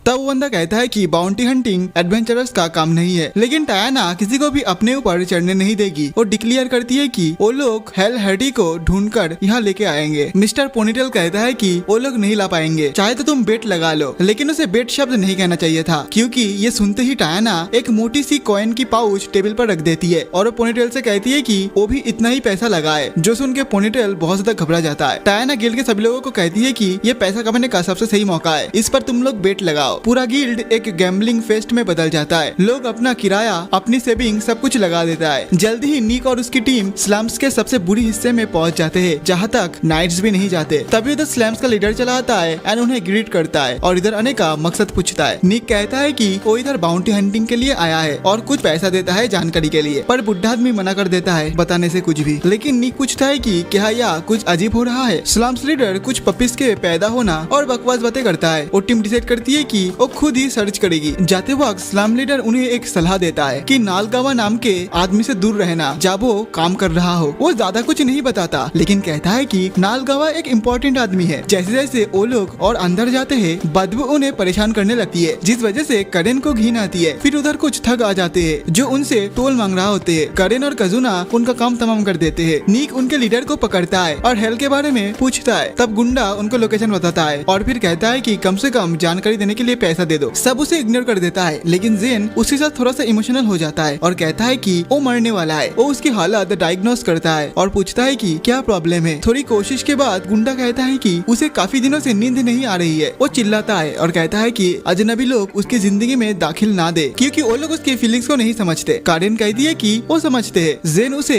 एक पाउच देता है जिसमें नींद लाने वाली दवाई होती है और कहता है कि ये उसकी जानकारी का पेमेंट है। गुंडा जेन को शुक्रिया कहता है और बताता है कि हेल बहुत ज्यादा तेज भागने वाला है, अगर उसने उन्हें देख लिया तो वो तुरंत भाग जाएगा। टीम उस एरिया में पहुंचते हैं जहाँ हेल छुपा है। जेन को बुरा लगता है कि लोग इतनी घटिया जगह में जी रहा है। कजुना हेल को देख लेती है जो अपनी गर्लफ्रेंड के साथ टाइम बिता रहा होता है। निक दरवाजा तोड़ देता है जिससे हेल और उसकी गर्लफ्रेंड दोनों घबरा जाता है। निक अनाउंस करता है कि वो उसकी बाउंटी कलेक्ट करने आया है। लड़की भाग जाती है डर के मारे और हेल सबको डिस्ट्रैक्ट करने की कोशिश करता है, जबकि वो विंडो से भागने की प्लानिंग करता है। लेकिन कजुमा पहले से ही विंडो पर होता है एंड उसे पकड़ लेता है। हेल को बांध दिया जाता है और उसे ले जाने लगता है। वेल तभी उनके सामने एक प्रीस्ट आता है और निक की टीम को रोकता है। वो पूछता है कि वो लोग उसके पेशेंट को कहाँ ले जा रहा है। हेल उस आदमी को डॉक्टर नालगावा बुलाता है। वो कठोर नजरे वाले प्रीस्ट एडवेंचरर को वार्न करता है कि किसी को भी उसके पेशेंट से छेड़छाड़ का हक नहीं है। निक कहता है कि हेल के सर पर बहुत ज्यादा बाउंटी है, उसने कई क्राइम्स किया है। नालगावा हेल को बेवकूफ कहता है जिसने अपनी जिंदगी बर्बाद कर दी है और उसने हर टाइप के वो क्राइम किया है, बस एक को छोड़ के, जो था मर्डर। वो कहता है कि वो सिर्फ डिजीज का इलाज कर सकता है लेकिन पापों का नहीं। वो निक से कहता है कि वो उसे ले जा सकता है, वो उसे रोकेगा नहीं, बस एक बार उसका इलाज करना चाहता है। वो निक कहता है कि उसकी पेशेंट को शायद फांसी चढ़ जाए तो उसके इलाज करना बेवकूफी होगी, लेकिन जेन उसे कहता है कि वो गलत है। वो कहता है कि एक प्रीस्ट का फर्ज है कि वो किसी का जान बचाने की कोशिश करे। तब नालगावा उसे पूछता है कि क्या वो भी एक प्रीस्ट है। जेन उसे करेक्ट करता है और कहता है कि वो दोनों पहले प्रीस्ट है। फिर जेन नालगावा से पूछता है कि वो ऐसी जगह पर क्यों है, जबकि जो प्रीस्ट येलो डीमन डिसीज का इलाज कर सकता है वो तो बहुत स्किल्ड होता है एंड इस टाइप की जगह पर वो भला क्यों आएगा। लेकिन लेकिन नालगाबा कोई साफ जवाब नहीं देता। तभी काजुना उस टकले प्रिंस से पूछता है कि क्या उसने स्टेपिंग मैन के बारे में सुना है जो रात में लोगों को किडनैप करता है। वो कहता है कि नहीं सुना। ये सुन के हेल हंसने लगता है एंड कहता है कि इस जगह पे बहुत सारे किडनैपर से भरे पड़े हैं, अगर एक और न्यू आया है तो उससे क्या फर्क पड़ता है। लेकिन नालगाबा उसे कोऑपरेट करने के लिए कहता है। तो वो बताता है कि एक रिपोर्टर यहाँ अक्सर आती है और बच्चों को मिठाई देती है उनसे बात करने के लिए। उसके बाद निक और उसकी टीम हेल को बाउंटी हंटर गिल पे ले जाता है। रिसेप्शनिस्ट इम्प्रेस्ड होती है कि उन्होंने सिर्फ एक ही दिन में उसे पकड़ लिया। टायना फिर मिस्टर पोनीटेल के पास जाती है और सारा का सारा पैसा ले लेती है जो बेटिंग से जमा हुआ था। वो कहने की कोशिश करता है कि कुछ पैसा तो उन लोगों का भी है जो उस पर बेट लगाया था, लेकिन टायना उसे इग्नोर करके सीधा रिसेप्शनिस्ट को पैसा दे देती है। टायना रिसेप्शनिस्ट से कहती है कि जितनी हो सके लिकर इस पैसे से खरीद लो और पूरे गिल को ट्रीट करो। सब लोग खुश हो जाते हैं एंड चिल्लाते हैं कि टायना जानती है कि कैसे पार्टी करते हैं। इधर मिस्टर पोनीटेल को समझ आ जाता है कि वो हर तरीके से हार चुका है। नेक्स्ट मॉर्निंग हैंगओवर में रिसेप्शनिस्ट उन्हें हेल को पकड़ने का रिवॉर्ड देती है और स्टेपिंग मैन के बारे में कुछ जानकारी दे देती है, लेकिन उसके बारे में सिर्फ कुछ बेकार और कंफ्यूजिंग बातें ही मिलते हैं, जैसे कि वो लोगों के गटर ठीक करता है वगैरह वगैरह। कोई भी रिलायबल इंफॉर्मेशन नहीं होती। रिसेप्शनिस्ट भी कह देती है कि इमेजिनरी घोस्ट की जगह किसी एक रियल इंसान को ढूंढो। निक कहता है कि वो एक्चुअली एक किडनैपर को ही ढूंढ रही है जो स्टेपिंग मैन के रूप में छुपा हुआ है। रिसेप्शनिस्ट कहती है कि उसे किडनैपर के बारे में कुछ नहीं पता, लेकिन एक लड़की है जो बच्चों को कैंडी देकर उनसे बात करती है और वो यही गिल्ड में है। वो रिपोर्टर और कोई नहीं, पहले मिल चुकी राइटर ओलिविया है जो अभी राना से बात कर रही होती है। निक और जेन इस बात को सुनकर हंसकर टाल देता है, लेकिन काजुना को कुछ अलग लगता है। वो थोड़ा सा क्यूरियस होता है। काजुना कहता है कि उसने किडनैपर का चेहरा नहीं देखा, लेकिन वो बहुत हल्की चाल से चलती थी और चेन का यूज करता था। कारेन कहता है कि जब ओलिविया उस पे गिर गई थी तो वो काफी भारी लग रही थी और शायद उसने चेन्स को अपने चारों तरफ लपेट के रखा हो। निक हंस के बात को टाल देता है, लेकिन तुरंत कारेन और काजुना से कहता है कि एग्जिट डोर को ब्लॉक कर दो, क्योंकि अब उसे शक हो गया है कि ओलिविया ही किडनैपर है। वो ओलिविया के पास जाता है और पूछता है कि वो बच्चों को कैंडी देने के बाद क्या करती है। ओलिविया थोड़ा सा कंफ्यूजिंग एक्टिंग करने लगती है, जबकि जेन बॉस लेडी और रेना को उधर से ले जाता है। उसके बाद निक फिर उससे पूछता है कि क्या उसका काम बहुत ज्यादा घूमना है। वो हाँ कहती है। फिर पूछता है कि क्या तुम्हारा काम छत से छत पे कूदना भी होती है। ओलिविया एक्टिंग करती है कि उसे कुछ समझ नहीं आ रही है, लेकिन जब निक पूछता है कि तुम बच्चों को क्यों ले जाते हो और तुम्हारी असली पहचान क्या है, तब उसे पता चल जाता है कि वो चारों ओर से घिर चुकी है। तभी वो टेबल को लात मारकर उसे दो टुकड़ों में तोड़ देती है और निक के रिएक्ट करने से पहले ही वो छत पर चढ़ जाती है और छत में छेद करके भाग जाती है। उसके बाद सब लोग जेन के फेवरेट एस्टेब्लिशमेंट में चिल कर रहा होता है और डिस्कस करता है कि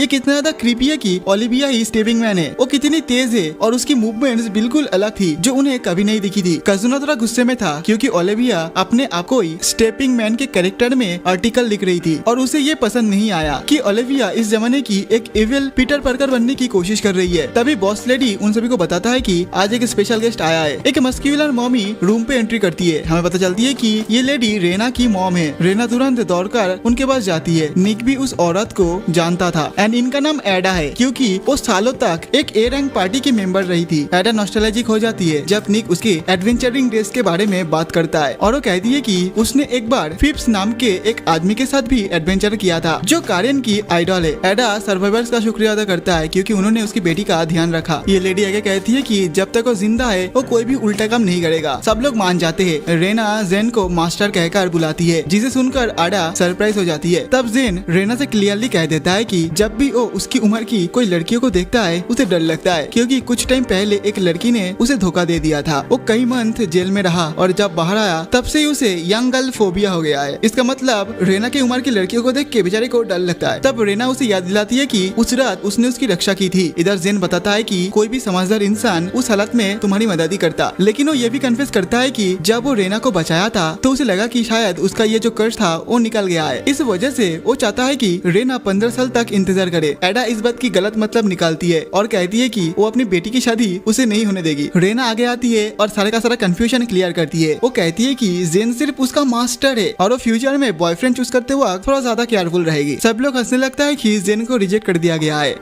थोड़ी फ्रेंडली मस्ती के बाद एडा सब कुछ जान जाती है। वो एक बार फिर सबका शुक्रिया करती है कि उन्होंने उसकी बेटी की जान बचाई। वो आगे कहती है कि अब स्टेपिंग मैन का पीछा छोड़ देना चाहिए। एडा कहती है कि स्टेपिंग मैन जो कि शायद वो रिपोर्टर लड़की है, वो लड़की बहुत ज्यादा पावरफुल है। निक मान जाता है लेकिन कहता है कि वो उसे ऐसे ही लोगों को किडनैप करने नहीं देगा। वो एडा से कहता है कि उसके पास ये अधिकार नहीं है कि वो उन्हें रोके, क्योंकि जिनके सर पर बाउंटी है उन्हें टारगेट करना उनका हक है। एडा भी यही जानती है और असल में उसने ही स्टेपिंग मैन पर बाउंटी रखवाई थी ताकि एडवेंचर एडवेंचरर्स उससे लड़ने आए, लेकिन अब वो ओलिविया का पीछा छोड़ने का प्लान बना रही है और सोचता है कि ये काम नाइट को दे देना चाहिए। तभी निक उसके सामने झुक जाता है और उससे पूछता है कि वो उन्हें बताए कि वो लोग कैसे स्ट्रॉन्ग बन सकता है उस लड़की मतलब ओलिविया को हराने के लिए। वो अगले पल हमें दिखाया जाता है कि अडा साहब को एक मशरूम का सूप पीने को देती है जो काफी टेस्टी होता है, लेकिन निक को समझ नहीं आता है कि इसका पर्पस क्या है। अडा उसे बताती है कि इस सूप में मैजिक मशरूम है जो उनके छिपे हुए मैजिक पोटेंशियल को एक्टिव करेंगे। वो जानती है कि स्टेपिंग मैन से लड़ने के लिए काफी सारे एजाइल मूवमेंट चाहिए, इस वजह से वो मानती है कि मैजिक का सही इस्तेमाल करने से ही वो लोग जीत सकते हैं। निक कहता है कि उसे मैजिक में कॉन्फिडेंस नहीं है और टायना कहती है कि वो मिली रेंज में मैजिक नहीं चला सकती है। इधर जेन भी वही बात कहता है। करेन कहती है कि वो ट्राई करेगी, लेकिन उसे कॉम्प्लेक्स चीजें समझना मुश्किल लगता है। एडा उनका मजाक उड़ाती है और कहती है कि ये सर्वाइवर्स कितनी जल्दी गिव अप कर देती है। फिर वो एक मैजिक लाइटर करेन को देती है और कहती है कि बर्न शॉप चैंट करते हुए अपना मैजिक उसमें डालो। करेन कोशिश तो करती है लेकिन वो कंसंट्रेट नहीं कर पाती है और गिव अप कर देती है। उसके बाद आडा लाइटर निक को दे देती है जो अभी भी अनश्योर है कि क्या वो यूज कर पाएगा या नहीं, लेकिन फिर भी वो अपनी पहली कोशिश से ही एक छोटी सी आग जला लेता है। उसके दोस्तों को बहुत हैरानी होती है और निक खुद भी चौंक जाता है, लेकिन वो कहता है कि इतनी सी आग स्टेपिंग मैन को हराने में काम नहीं आएगी। एडा उसे बताती है कि वो सिर्फ उसकी मैजिक पोटेंशियल टेस्ट कर रही थी, ना कि उसे फायर मैजिक यूज करने को कह रही थी। फिर वो उसी लाइटर से एक बड़ी फ्लेम निकालती है और निक से कहती है कि अगर वो लगातार प्रैक्टिस करे तो वो भी ऐसा कर पाएगा। उसके बाद इनका ट्रेनिंग स्टार्ट हो जाता है, जिधर निक एक रोप पर चल रहा होता है और इधर आडा उसे बताती है कि स्टेपिंग मैन दो मेन एन्चेंटमेंट स्पेल का यूज करता है, लाइट बॉडी और हैवी बॉडी। क्योंकि निक क्लोज कॉम्बैट में लड़ता है, आडा चाहती थी कि वो लाइट बॉडी का यूज कर सके एंड इस टेक्निक को वो सीखे। वो उसे कहती है कि रस्सी पर 10 बार जंप करे। निक सोचता है कि ये तो बहुत ज्यादा इजी काम होगा और जंप करना शुरू कर देता है। हर बार वो परफेक्ट लैंड करता है बिना किसी गलती के। सब लोग सोचने लगता है कि वो आराम से कर लेगा, लेकिन 9th जंप पर वो गलती कर देता है और जोर से जमीन पर गिर जाता है। एक रात एक लड़की ब्रेड खरीदने के बाद अपना घर जा रही होती है, तभी स्टेपिंग मैन अचानक से उधर चला आता है और उसे उठाकर उधर से ले जाने लगता है। लकीली उधर कजुना तुरंत पहुंच जाता है और स्टेपिंग मैन को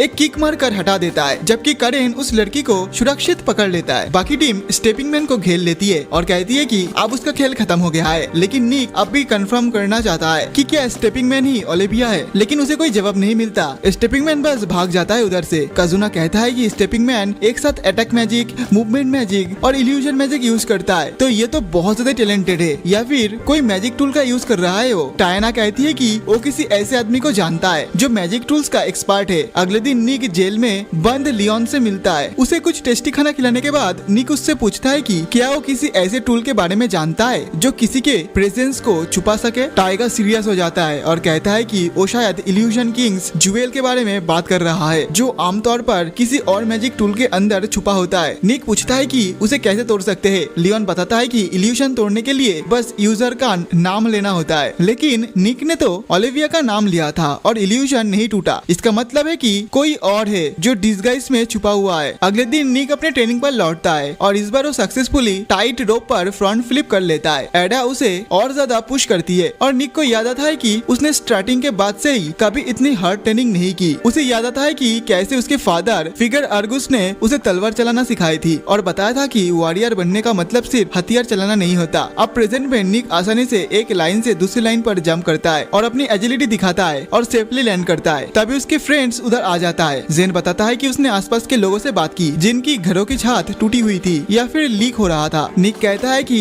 अब मजा आएगा क्योंकि हमें पता चल जाएगा कि स्टेपिंग मैन किधर से जाता है, क्योंकि स्टेपिंग मैन घर की छतों पर जंप कर करके जाता है। वो उस रास्ते को देखता है और पता चलता है कि वो रास्ता स्लम्स तक ले जाता है। वो स्लम्स के लीडर के पास जाता है एंड पूछता है कि क्या उसके पास कोई न्यू इन्फॉर्मेशन है। स्लम्स लीडर कहता है कि उसे कुछ ज्यादा पता नहीं है, बस इतना पता है कि 2 पपीज मर गया है। फिर वो बताता है कि एक लड़की जो स्लम्स की रहने वाली थी उसकी लाश रिसेंटली कॉमन बरियल ग्राउंड से ले जाई गई, लेकिन किसी को नहीं पता कि उसके साथ क्या हुआ था और स्लम लीडर उसकी चेहरा भी याद नहीं कर पाता। जब सर्वाइवर पार्टी स्लम से लौट रही होती है तब एक गहरी मिस्ट उन्हें घेर लेती है। कजुना को महसूस होता है कि कोई उनके पास आ रहा है, मतलब उनका पीछा कर रहा है। वो अपने दोस्तों को टेलीपैथी के जरिए वार्निंग देता है और तभी अचानक से ओलिविया पास के एक पेड़ से उन लोगों के ऊपर हमला कर देता है। वो निक पर कुछ कुंफू मूव से हमला करती है, लेकिन निक अपनी लाइट बॉडी मैजिक का यूज करके उसके ऊपर कूद जाता है और उसके अटैक से बच जाता है। ये देखकर ओलिविया उस पर इल्जाम लगाती है कि वही स्टेपिंग मैन है। निक जवाब देता है कि असली में तो तुम स्टेपिंग मैन हो, मैं नहीं। ओलिविया फिर से अटैक करती है और जब निक उसके वार से बच जाता है तो पीछे का जो रेलिंग था वो भाई एकदम चकनाचूर चकनाचूर हो जाता है। कजुना अपने क्लोन्स के साथ फाइट में शामिल होता है, लेकिन सरप्राइजिंगली ओलिविया भी क्लोन मैजिक का यूज कर सकती है और तुरंत कजुना का क्लोन्स को हरा देती है। सब लोग हैरान रह जाते हैं, लेकिन निको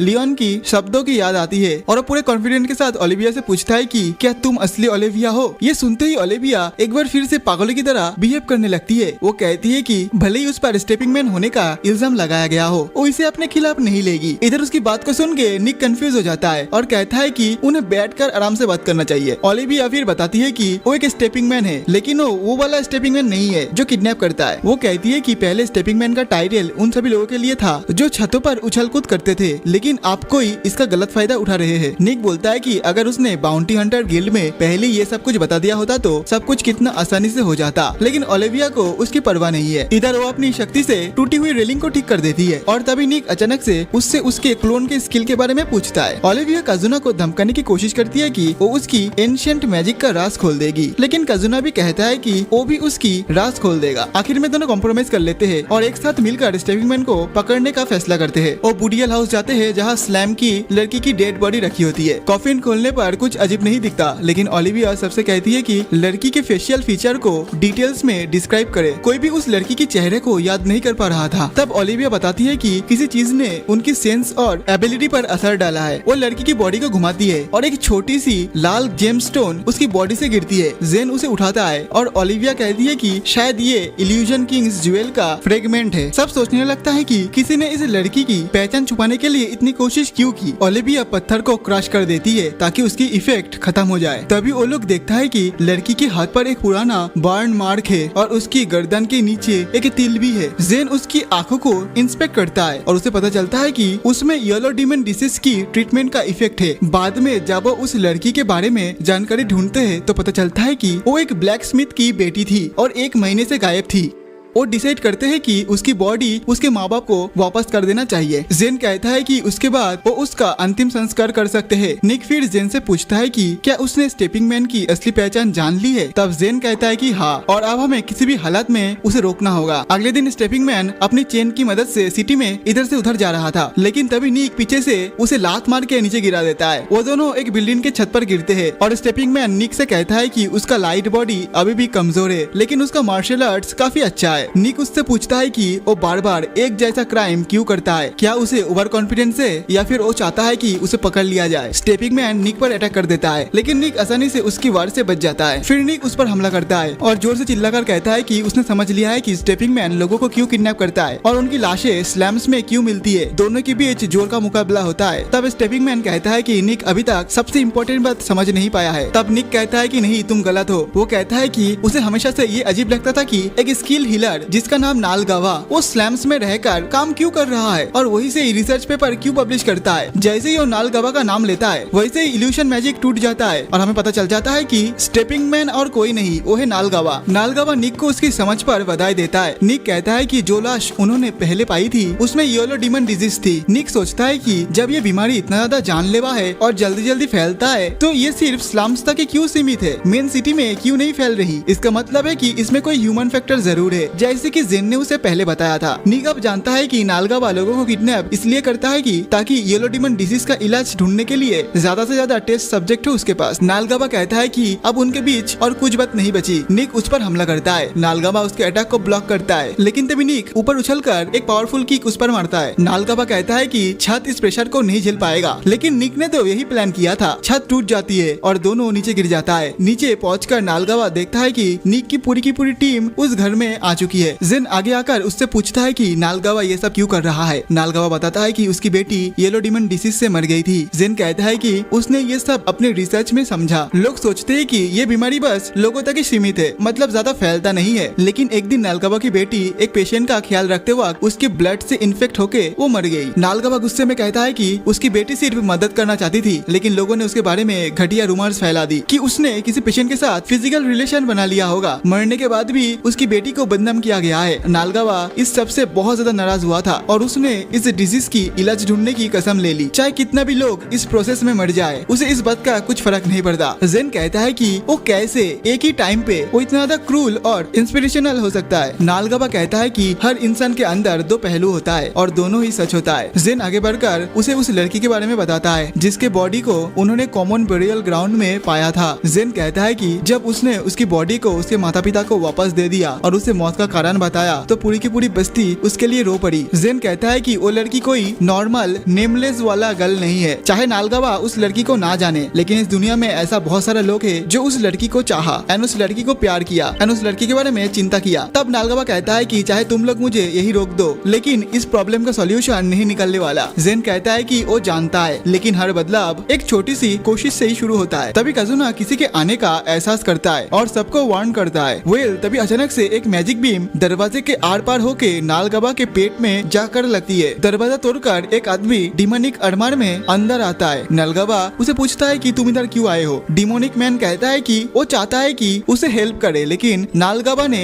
अब बहुत ज्यादा ही बोल दिया है, इसलिए अब उसे चुप कराना पड़ेगा हमेशा हमेशा के लिए। जेन नालगावा को हिल करने की कोशिश करता है, लेकिन डिमोनिक आदमी उसे मारकर दूर गिरा देता है और कहता है कि अपने मैजिक को बचा के रखो, क्योंकि अब वो और उसकी टीम को वो मारने वाला है। कारेन और टायाना दोनों ice magic and fire magic से उस पर हमला करती है, लेकिन ये बंदा वो दोनों को आसानी से डॉज करता है और फिर उन्हें भी जोर से मार के दूर गिरा देता है। इस मौका का फायदा उठाकर जेन नालगावा को हील करता है। नालगावा कहता है कि वो अपना वक्त बर्बाद कर रहा है। वो कहता है कि जेन गलत काम कर रहा है, जबकि उसके साथियों को मदद की जरूरत है, तब वो उसे मदद कर रहा है, जबकि मदद उसके दोस्तों को चाहिए। नालगावा कहता है कि जेन की ये दया असल में एक तरह का स्वार्थ है और ये सबको मरवा देगा। जेन ये सुनकर हिल जाता है। निक उसे रिक्वेस्ट करता है कि वो उसके साथ मार्च हो जाए, क्योंकि अब दूसरे सब गिर चुका है, लेकिन इधर जेन फैसला नहीं कर पाता और इसी दौरान ये डिमोनिक आदमी निक को भी जोर से मार देता है। इधर जेन पैनिक कर जाता है। वो समझ नहीं पा रहा था कि वो क्या करे। तभी उसके दिमाग में टेलीपैथिक मैसेज आता है ओलिविया का, जो कहती है कि वो थोड़ा सा टाइम ले ले और वो उसके लिए मौका बनाएगी ताकि जेन फैसला ले सके। अचानक ओलिविया छत से नीचे आती है और ये डिमोनिक आदमी को किक मारकर दूर गिरा देती है। वो उस आदमी को मैजिक टूल्स का चोर, अजीब रिचुअल्स करने वाला, ये सब कहकर पुकारती है। ओलिविया इस आदमी को व्हाइट मास्क के नाम से जानती है, लेकिन वो नहीं जानती कि ओलिविया कौन है। ओलिविया डिटेल में अपने बारे में बताती है। तब व्हाइट मास्क कहता है कि उसका ये ज्यादा ज्ञान ही उसकी मौत का कारण बनेगा। वो ओलिविया पर वार करता है, लेकिन ओलिविया उसकी तलवार को हाथों से रोक लेती है और फिर तेज रफ्तार से उसके पीछे अटैक करती है। व्हाइट मास्क कुछ समझ नहीं पाता और तब तक ओलिविया उस पर बार बार अटैक करती है और उसका मास्क क्रैक कर देती है, लेकिन मास्क बार बार खुद को रिजेनरेट कर रहा होता है। ओलिविया समझ जाती है कि ये मास्क एक प्राचीन सभ्यता की रेलिक है और उसका अटैक इसका कुछ नहीं बिगाड़ पा रहा है। इस बीच निक और जेन फाइनली एंशिएंट फ्यूजन मैजिक से एक हो जाते हैं। व्हाइट मास्क हैरान हो जाता है एंशिएंट मैजिक का यूज देखकर और वो सोचता है कि क्या ये वही सेक्रेट ब्लेड यूज कर रहे हैं जो पिछले लड़ाई में इस्तेमाल नहीं हुआ था। इधर जेन एंड निक जानता है कि व्हाइट मास्क भी कुछ सिमिलर पावर का यूज कर रहा है और वो दोनों डिसाइड करता है कि अब उसे दिखाना पड़ेगा। व्हाइट मास्क अपनी स्पेशल पावर का यूज करते हुए भागती हुई ओलिविया को एक रेड स्पेयर में ट्रैप कर लेता है। वो उसे जमीन पर गिरा देता है और ओलिविया उधर से उठ भी नहीं पा रही होती है। व्हाइट मास्क बताता है कि ये रेड स्पेयर में ग्रेविटी, टेम्परेचर और एयर प्रेशर सब कुछ बढ़ जाता है। एक नॉर्मल इंसान उसमें ज्यादा देर तक जिंदा नहीं रह सकता। इधर ओलिविया का हालत बहुत ज्यादा खराब हो चुकी थी। वो बस उसे गाली दे सकती थी, इससे ज्यादा और कुछ नहीं। जेन उसकी मदद करना चाहता था, लेकिन काजुना उसे रोकती है। कहती है कि अगर वो करेगा तो वो खुद भी उस स्पेयर में फंस जाएगा। तभी व्हाइट मास्क उन पर अटैक करता है और जेन मुश्किल से उस अटैक को रोकता है। फिर वो अपनी सुपीरियर मोबिलिटी का यूज करके व्हाइट मास्क पर अटैक कर देता है। व्हाइट मास्क उसके तेज अटैक से मुश्किल में आ जाता है। वो हैरान रह जाता है कि जब वो देखता है कि जेन हवा में इनविजिबल फुट होल्स को बनाकर डायरेक्शन बदल रहा है। इस वजह से व्हाइट मास्क का कनेक्शन रेड स्पेयर से हट जाता है और उस मौका का फायदा उठा के ओलिविया उड़ जाती है, क्योंकि स्पेयर की शक्ति बहुत ज्यादा कम हो चुकी है। इधर ओलिविया अपने मैजिक का यूज करके रेड स्पेयर को तोड़ देती है और फिर एक भारी सी पॉट व्हाइट मास्क पर फेंक देती है। व्हाइट मास्क उससे बच जाता है, लेकिन फिर वो जेन की तरफ अटैक करता है। वो हिट लैंड करता है, लेकिन ये तो वही था जो जेन चाहता था। अचानक से काजुना का cross shaped spell white mask के मुंह पर आकर सीधा लगता है। सबको लगता है कि लड़ाई खत्म हो गई है, लेकिन व्हाइट मास्क अपने मास्क से उस वेपन को हटा देता है। उसके बाद वो ऑटोमेटिक हिल हो जाता है। व्हाइट मास्क मानता है कि उन सब की ताकत उसके अनुमान से ज्यादा थी, इसीलिए अभी उसे खतरा महसूस हो रहा है, जिस वजह से वो एक बड़ा धमाका के साथ उधर से भाग जाता है। बिल्डिंग बिल्कुल टूट गई थी, लेकिन खुशी की बात यह थी कि सब लोग सुरक्षित थे। लेकिन इधर नालगावा को चोट लग गया था। जेन और करेन उसे बचाने के लिए दौड़ पड़ता है। ओलिविया उन्हें रोकता है। नालगावा जेन से कहता है कि दूर रहो, बिकॉज अब देर हो चुकी है, क्योंकि उसको भी येलो डिमन डिसीज हो चुकी है। नालगावा सबको कहता है कि उसे छोड़कर सब लोग इस बिल्डिंग बिल्डिंग से निकल जाए क्योंकि ये बिल्डिंग कभी भी गिर सकता है। जेन ने उस पर एक पेन नंबनिंग स्पेल का यूज कर दिया जिससे उसका दर्द कम हो जाए। इधर बिल्डिंग गिरता जा रहा था। नालगवा उन सबको बोला कि मैं जब अपनी बेटी से हेवन में मिलूंगी तो मैं उसे ये कहानी जरूर सुनाऊंगी कि कैसे उसने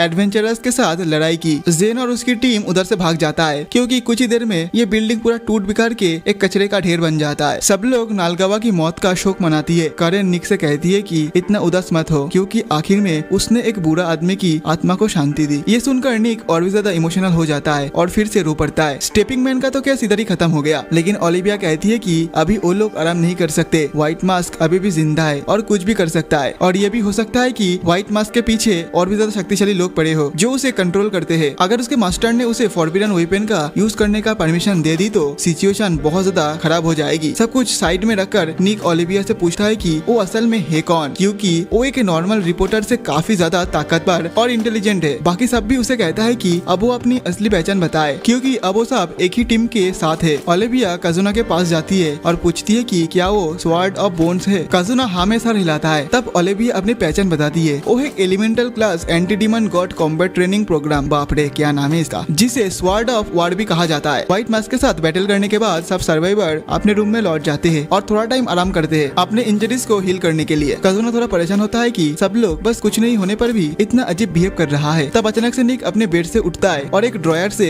एक टूटी हुई तलवार को निकालता है। इस तलवार को देखते ही उसकी पुरानी यादें ताजा हो जाती है। हमें पता चलता है कि जब वो छोटा था और अपने मॉम डैड के साथ लेब्रियत सिटी में जा रहा था तब उनकी कैरेज पर हमला हो गया था। छोटे निक को कुछ समझ नहीं आ रहा था, लेकिन उसकी मॉम ने एक सीक्रेट कंपार्टमेंट खोला जहाँ पैसा छुपा हुआ था एंड निक को उसमें डाल दिया। उसके मॉम ने उसे कहा कि वो और उसकी डैड उसे बहुत ज्यादा प्यार करते हैं। ये बोलकर उसकी मॉम कंपार्टमेंट की दरवाजा बंद कर दिया। निक को कुछ समझ नहीं आया, लेकिन उसने बाहर तलवार की आवाज सुनी। फिर एक डाकू कैरेज के अंदर आया और लूट करने के लिए तलाश करने लगा। उसने बैरल के नीचे सीक्रेट कंपार्टमेंट भी देख लिया था, लेकिन तब तक निक वहां से भाग चुका था। भागते भागते निक की मुलाकात आर्गियस से हुई, लेकिन आर्गियस अचानक से छुरी निकाल ली, लेकिन उसने उस छुरी का इस्तेमाल निक को मारने के लिए नहीं बल्कि उस डाकू को मारने के लिए यूज किया। फिर आर्गियस ने निक को गले लगाया और माफी मांगी, बोला कि वो देर से आया और अपने दोस्त को उन डाकू से नहीं बचा पाया। उस दिन के बाद आर्गियस ने निक को अपना बेटा बना लिया और एक एडवेंचर बनाने की ट्रेनिंग दी। उसने निक को उसकी पहली मिशन में स्लाइम से भरे इलाका में ले गया और उसे सिखाया कि एक एडवेंचर को दूसरे पर भरोसा करना चाहिए, लेकिन हमेशा सतर्क भी रहना चाहिए। इधर बेचारा निक चलते चलते स्लाइम पर पैर रख दिया और फिसल कर नीचे गिर गया, जो देखकर आर्गियस हंसने लगा। जल्दी ही आर्गियस उसे एक छोटा स्वॉर्ड गिफ्ट किया जब वो एक प्रॉपर एडवेंचरर बन गया, लेकिन वो तलवार एक मॉन्स्टर से लड़ते वक्त टूट गई। लेकिन निक अब भी उसी टूटी हुई तलवार को पकड़ा होता है जिसमें कई सारे यादें जुड़ी हुई है। सोचता है कि जब आर्गियस ने उसे पार्टी से निकाला था तो अगर उसने कुछ अलग किया होता तो शायद वो आज पार्टी में रह सकता था। वो पुरानी बातों में खो जाता है और सो जाता है। बारिश शुरू होने पर उसकी आंखें खुलती है। थोड़ी देर बाद निक उठता है और अपने बिस्तर पर बैठ जाता है। तभी उसे एक जानी पहचानी आवाज सुनाई देती है। वो विंडो के पास जाता है और सड़क पर एगेट को देखकर हैरान रह जाता है। वो खुद से गाना गा रही होती है। इधर एगेट को चिंता होती है क्योंकि लगता है बारिश रुकने नहीं वाली है। तभी निक उधर चला आता है उस अम्ब्रेला को लेकर जो एगेट ने उसे दिया था पहली मुलाकात में। वो उसका शुक्रिया करती है और पूछती है कि उसका नाम क्या है, क्योंकि उसने कभी भी उसका नाम नहीं पूछा था। निक कहता है कि वो एक स्ट्रेट डॉग है एंड ये नाम एगेट ने उसे दी थी जब पहली बार उससे मुलाकात हुई थी। निक आगे कहता है कि वो आइडल्स को पसंद करता है। एगेट ये सब कुछ सुन के बस मुस्कुराती है। फिर वो दोनों बात करते हैं कि कैसे जब वो दोनों पहली बार मिले थे तब भी बारिश हो रही थी और एगेट धीरे से कहती है कि उस दिन की वजह से वो भी बची थी। वो दोनों बातें करते रहते हैं, लेकिन इधर निक की हाथ अम्ब्रेला की वजह से थक गया था। लेकिन इधर एगेट कहती है कि जब तक ना बारिश रुक जाए वो इस अम्ब्रेला को पकड़े रहे। वेल इधर बारिश और भी ज्यादा तेज हो जाती है। वेल तभी दूसरी ओर हमें पता चलता है कि जेन स्लम्स में नालगवा का क्लिनिक चला रहा होता है और नालगवा के जो पेशेंट है ना उधर आता है एंड उसका ट्रीटमेंट करता है। उसे लगता है कि स्लम्स के लोग नालगवा की बहुत ज्यादा इज्जत करते थे, इसका मतलब वो एक अच्छा डॉक्टर था। जेन को लगता है कि वो नालगवा की जगह लेने की कोशिश कर रहा है ताकि उसका शोक मना सके। एक और जगह टायाना नींद से जगती है और चांद को देखती है। सोचती है कि जिंदगी कुछ ज्यादा ही बोरिंग हो गई है। उसे अपनी रूटीन लाइफ से थोड़ा अलग महसूस होता है, लेकिन वो फिर भी हॉर्स रेसिंग पे जाके गैम्बलिंग करती है ताकि सब कुछ वैसे ही रहे। चाहे अब कोई उसे दुख देना या धोखा देने वाला नहीं है, लेकिन चाहे वो गैम्बलिंग जीत भी रही हो, बट उसे ये जिंदगी अब भी बोरिंग लगती है। नेक्स्ट डे सब लोग ग्रुप के यूजुअल जगह पर मिलते हैं और करेन सबसे लेट आती है। वो थोड़ा नर्वसली सबसे पूछती है कि क्या सब ठीक है। सब लोग हाँ कहती है। कजुना नोटिस करता है कि जेन के शूज बहुत ज्यादा गंदे हैं, तो वो पूछता है कि क्या वो अब भी स्लम्स में काम कर रहा है। जेन उसे इस ग्रुप का एक रूल याद दिलाता है कि कोई भी किसी की लाइफ की पर्सनल बातें पूछेगा नहीं और ना ही उसकी लाइफ में दखलअंदाजी करेगा। रात में जब जेन अपने क्लिनिक में होता है, कजुना वहाँ आता है। वो कहता है कि तुम गलत मत समझना, क्योंकि वो इधर इंटरफेयर करने नहीं आया है, ना ही उसकी लाइफ में दखलअंदाजी देने आया है। वो बस बॉडीगार्ड बनकर आया है, क्योंकि स्लम्स थोड़ा डेंजरस होता है। अगले दिन सब फिर से मिलते हैं और करेन पूछती है कि क्या सबने खाना खा लिया है। सब कहती है कि हाँ। तो वो अकेले ही खाना खाने के लिए जाने लगती है। अकेले चलते हुए वो कैलोस और उसके धोखे के बारे में सोचती है। उसे लगता है कि धोखे के बावजूद उनके साथ गुजरा हुआ दिन अच्छे थे, लेकिन वो फिर भी कैलोस को माफ नहीं कर सकती, क्योंकि उसने ड्रैगन किंग ज्वेल की चुरा ली है। इसलिए तभी वो उसके सामने एक न्यू लड़की को देखती है जो एक पेंडेंट शॉप पे गई है। करेन को याद आती है कि ये पेंडेंट शॉप वाला एक स्कैमर है एंड उसके साथ पहले भी स्कैम किया था। वो उस स्कैमर को सबक सिखाती है और लड़की को उधर से भेज देती है। तभी उसके दोस्तों के ग्रुप वहाँ पहुँचते हैं और वो हैरान होती है उन्हें देखकर। वो बताते हैं कि वो समर स्लीप फेस्टिवल की तैयारी देखने आए हैं। करेन को फेस्टिवल से ज्यादा फर्क नहीं पड़ता, लेकिन क्योंकि वहाँ खाना मिलेगा तो वो एक्साइटेड हो जाती है। वो सोचती है कि शायद अगर वो अपनी जिंदगी दोस्तों के साथ बिताए खुशी से, तो उसकी नफरत और बदला लेने की भावना खत्म हो जाएगी। लेकिन उसे ये भी लगता है कि उसे अभी भी ज्यादा फर्क नहीं पड़ता। तभी ओलिविया भागते हुए उधर आती है एंड चिल्लाती है कि बिग ब्रेकिंग न्यूज। वो सबको एक्साइटेड करने की कोशिश करती है, लेकिन सिर्फ कजुना उसकी बात में आ जाता है। टायाना मैगजीन की खबर को पढ़ती है जिसमें लिखा होता है कि legendary dark demon God revive होने की कगार पर है। टायाना और निक उसे कहता है कि इतनी झूठी खबर मत फैलाओ, लेकिन ओलिविया बड़ा कॉन्फिडेंस से कहती है कि उसके पास एक ट्रस्टेड सोर्स है और वो सोर्स ये है कि good old trust me bro. मतलब ऐसे ही बकवास करती है जिसे सुनकर कोई भी सेटिस्फाई नहीं होता। फिर भी ओलिविया कहती है कि उसे ब्लैक मार्केट पर कुछ शक है जहाँ से व्हाइट मास्क ने इल्यूजन के ज्वेल खरीदे थे। करेन अचानक से पूछती है कि क्या ब्लैक मार्केट में ड्रैगन किंग्स का ज्वेल का भी सौदा करते हैं। वो अपने दोस्तों से कहती है कि मुझे माफ करना, जबकि उसे उनके साथ मजा आ रहे हैं, लेकिन अपना पास्ट वो अभी भी भूल नहीं पा रही है। टायाना कहती है कि इसमें कंफ्यूज होने जैसा कुछ बात नहीं है, उसे अपना पास्ट का पीछा करना चाहिए एंड उसका सामना करना चाहिए। लेकिन इस बार वो अकेली नहीं है, वो सब लोग उसके साथ चलेंगे। जेन और निक भी इस बात से सहमत होते हैं। फिर ओलिविया कहती है कि ब्लैक मार्केट जाने पर उन्हें व्हाइट मास्क के बारे में बहुत ज्यादा क्लूज भी मिल सकती है। वो व्हाइट मास्क को ढूंढना चाहती है एंड उसको ढूंढने के बाद उसका जो बॉस लोग है उसको भी ढूंढना चाहती है, और ऐसा करते करते अंत में इस दुनिया के सबसे बड़े विलेन तक वो पहुंचना चाहती है और उसे हराना चाहती है। ये सुनकर कजुना बहुत ज्यादा एक्साइटेड होता है और इधर निक सोचता है कि ओलिविया फिर से उसे मैनिपुलेट कर दिया है। इस बार बाकी सब लोग भी ओलिविया की मैनिपुलेशन पर आ जाती है और निक के पास कोई चॉइस नहीं बचा, उसे भी उस प्लान में शामिल होना पड़ता है। जब वो सब एक साथ हाथ उठाते हैं तभी पीछे से फायरवर्क शुरू हो जाते हैं। वो सब पीछे मुड़कर देखता है कि फेस्टिवल ऑलरेडी स्टार्ट हो चुकी है, तो सब तुरंत वहाँ जाते हैं। निक कुछ कॉटन कैंडी खरीदता है और जेल में वो कॉटन कैंडी लियोन को देने के लिए ले जाता है। बाकी सब भी फायरवर्क्स देख रहा होता है एंड इधर करेन एक रेस्टोरेंट में चली जाती है एक सोलो एडवेंचरर को फॉलो करती हुए। एंड करेन के पीछे पीछे वही क्यूट सा कैट गर्ल जिसको करेन ने बचाया था कुछ टाइम पहले, वो भी उस रेस्टोरेंट पे चली जाती है। एंड ये रेस्टोरेंट और कोई नहीं, एगेट का जो एक्स बॉयफ्रेंड था वो चलाता है, जबकि एगेट खुद फेस्टिवल में परफॉर्म कर रही होती है। इधर निक अपनी आइडल मतलब एगेट को चीयर करते हुए एंजॉय करता है, जबकि टायाना फिर से गैम्बलिंग में लग जाती है। इसी बीच कजुना और ओलिविया एक साथ बैठे होते हैं और दो लेजेंडरी आर्टिफैक्ट वेपन के रूप में बात करते हैं। कजुना उसे पूछता है कि वो सर्वाइवर्स के बारे में क्या सोचती है, एक स्वॉर्ड ऑफ वॉर होने के नाते जो ह्यूमंस को डिमंस के खिलाफ ट्रेन करती है। ओलिविया कहती है कि ये वही लोग हैं जो एक दिन डिमन गॉड को गिराएंगे, लेकिन वो दिन अभी बहुत दूर है। वो कहती है कि अभी उनका एक दूसरे को शक करना अच्छी बात है, लेकिन फ्यूचर में उन्हें एक दूसरे पर ज्यादा भरोसा करना पड़ेगा। लेकिन ये उन पर डिपेंड करता है कि वो कब इस बात को समझते हैं। इसी तरह ये एनीमे खत्म होता है। गाइस मैं आशा करता हूँ ये एनीमे आपको पसंद आया होगा। अगर वीडियो पसंद आए तो प्लीज वीडियो को लाइक करके चैनल को सब्सक्राइब जरूर कर देना यार। आप लोग वीडियो पूरा देखते हो लेकिन लाइक नहीं करते हो, साथ ही साथ सब्सक्राइब, तो याद से ये सब कुछ कर देना एंड कमेंट में बताना कि नेक्स्ट वीडियो में किस पर लाऊं। तो मिलते हैं और एक न्यू वीडियो के साथ, तब तक के लिए बाय बाय।